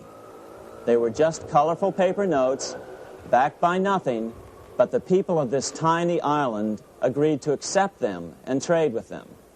To be sure they circulated widely, they were declared to be good for the payment of taxes. Of course, this idea was nothing new. It was exactly what America had done before the American Revolution, and there are many other examples throughout the world. But it was new to Guernsey, and it worked miracles. This market is still in use, and remember, it was built for no debt to the people of this island state. But what if we follow Guernsey's example? How would the bankers react to these reforms? Certainly the international bankers' cartel will oppose reforms that do away with their control of the world's economies as they have in the past. But it is equally certain that Congress has the constitutional authority and responsibility to authorize the issuance of debt-free money, U.S. notes, and to reform the very banking laws it ill-advisedly enacted. Undoubtedly, the bankers will claim that issuing debt-free money will cause severe inflation or make other dire predictions. But remember, it is fractional reserve banking which is the real cause of over 90% of all inflation, not whether debt-free U.S. notes are used to pay for government deficits. In the current system, any spending excesses on the part of Congress are turned into more debt bonds, and the 10% purchased by the Fed are then multiplied many times over by the bankers, causing over 90% of all inflation. Our fractional reserve and debt-based banking system is the problem. We must ignore its inevitable resistance to reform and remain firm until the cure is complete. As the director of the Bank of England in the 1920s, Sir Josiah Stamp put it, referring to this modern fractional reserve banking system, banking is conceived in iniquity and born in sin. Bankers own the earth. Take it away from them, but leave them the power to create money and control credit, and with the flick of a pen, they will create enough money to buy it back again. Take this great power away from the bankers, and all great fortunes like mine will disappear, and they ought to disappear, for this would be a better and happier world to live in. But if you want to continue the slaves of bankers and pay the cost of your own slavery, let them continue to create money and to control credit. Americans are slowly figuring this out. Today, over 3,200 cities and counties have endorsed the proposal of a nonprofit organization called Sovereignty. The Sovereignty movement calls for Congress to authorize the Secretary of the Treasury to issue $90 billion per year of U.S. notes, not Federal Reserve notes nor debt-based bonds, to loan money interest-free to cities, counties, and school districts for needed capital improvements. Remarkably, and to their praise, the Community Bankers Association of Illinois, representing 515 member banks, has endorsed this sovereignty proposal, a good step in the right direction.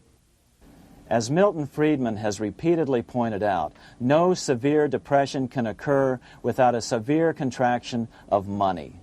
In our system, only the Fed, the Bank of International Settlements, with U.S. bankers' cooperation, or a combination of the largest Wall Street banks could cause a depression. In other words, our economy is so huge and resilient, a depression just can't happen by accident. Unless we reform our banking system, they will always have that power. They can pull the plug on our economy anytime they choose. The only solution is to abolish the Fed and the fractional reserve banking system and withdraw from the BIS. Only that will break the power of the international bankers over our economy. And keep in mind, a stock market crash itself cannot cause a severe depression.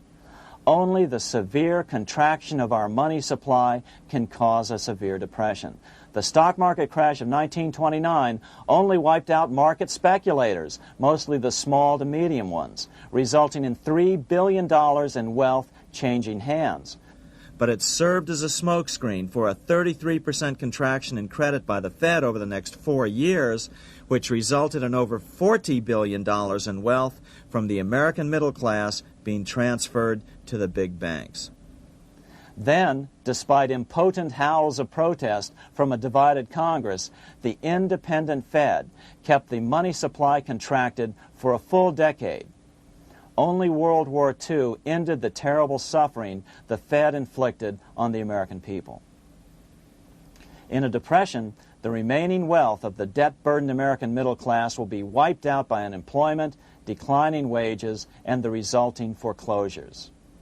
If we start to act to reform our monetary system, the money changers may do what they did in 1929 and then the 1930s, crash the stock market and use that as a smokescreen while contracting the money supply. But if we're determined to fight to regain control over our money, we can come out of it fairly quickly, perhaps in only a very few months, as U.S. notes begin to circulate and replace the money withdrawn by the bankers. The longer we wait, the greater the danger we'll permanently lose control of our nation. But some still wonder why the international bankers would want to cause a depression. Wouldn't that be killing the goose that is currently laying all those golden interest eggs? Remember what Larry Bates said at the first of this videotape. You see, in periods of economic upheaval, in economic crisis, wealth is not destroyed. It is merely transferred. Do we have any hints as to what the money changers have in store for us? Here's what David Rockefeller, the chairman of Chase Manhattan Bank, the largest Wall Street bank, had to say.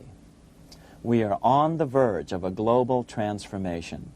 All we need is the right major crisis and the nation will accept the New World Order. So, crisis is needed to fulfill their plans quickly.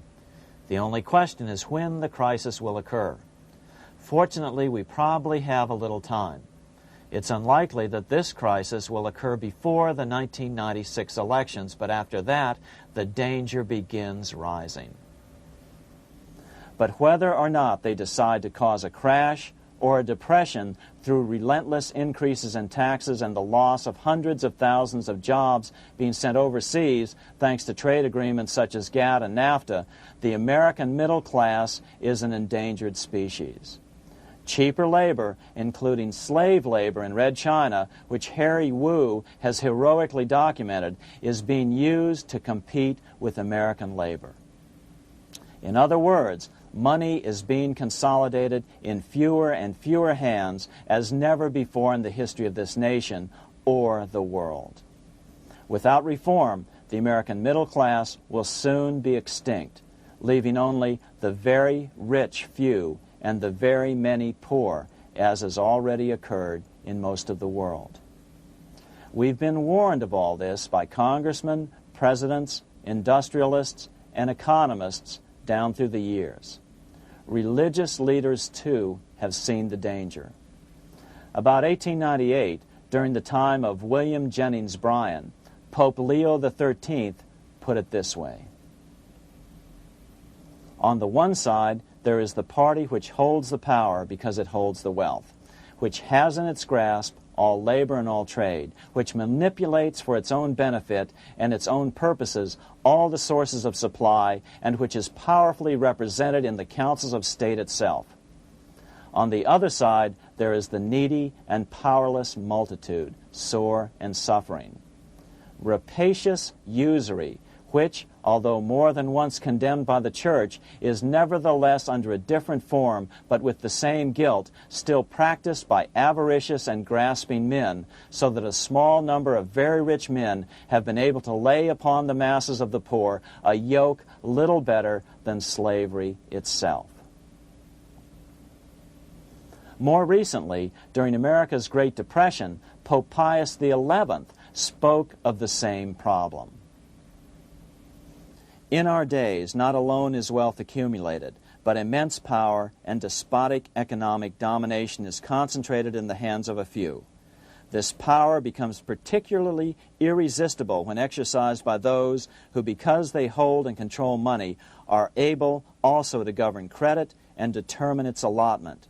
For this reason, supplying, so to speak, the lifeblood to the entire economic body and grasping, as it were, in their hands the very soul of the economy, so that no one dare breathe against their will.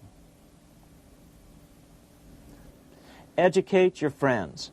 Our country needs a solid group who really understand how our money is manipulated and what the solutions really are. Because if a depression comes, there will be those who call themselves conservatives who will come forward advancing solutions framed by the international bankers. Beware of calls to return to a gold standard. Why? Simple, because never before has so much gold been so concentrated outside of American hands. And never before has so much gold been in the hands of international governmental bodies such as the World Bank and International Monetary Fund. A gold-backed currency usually brings despair to a nation, and to return to it would certainly be a false solution in our case. Remember, we had a gold-backed currency in 1929 and during the first 4 years of the Great Depression. Likewise, beware of any plans advanced for a regional or world currency. This is the international bankers' Trojan horse.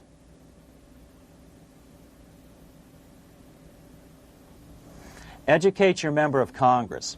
It only takes a few persuasive members to make the others pay attention. Most congressmen just don't understand the system. Some understand it, but are so influenced by bank-packed contributions that they ignore it, not realizing the gravity of their neglect. We hope we've made a valuable contribution to the national debate on monetary reform. It remains for each man to do his duty, consistent with his state in life.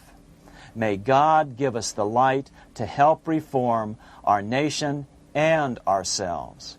We say ourselves because ultimately vast multitudes of men are going to be driven more and more to desperation by the accumulation of the world's wealth in fewer and fewer hands. Men will tend to become like their oppressors, selfish and greedy.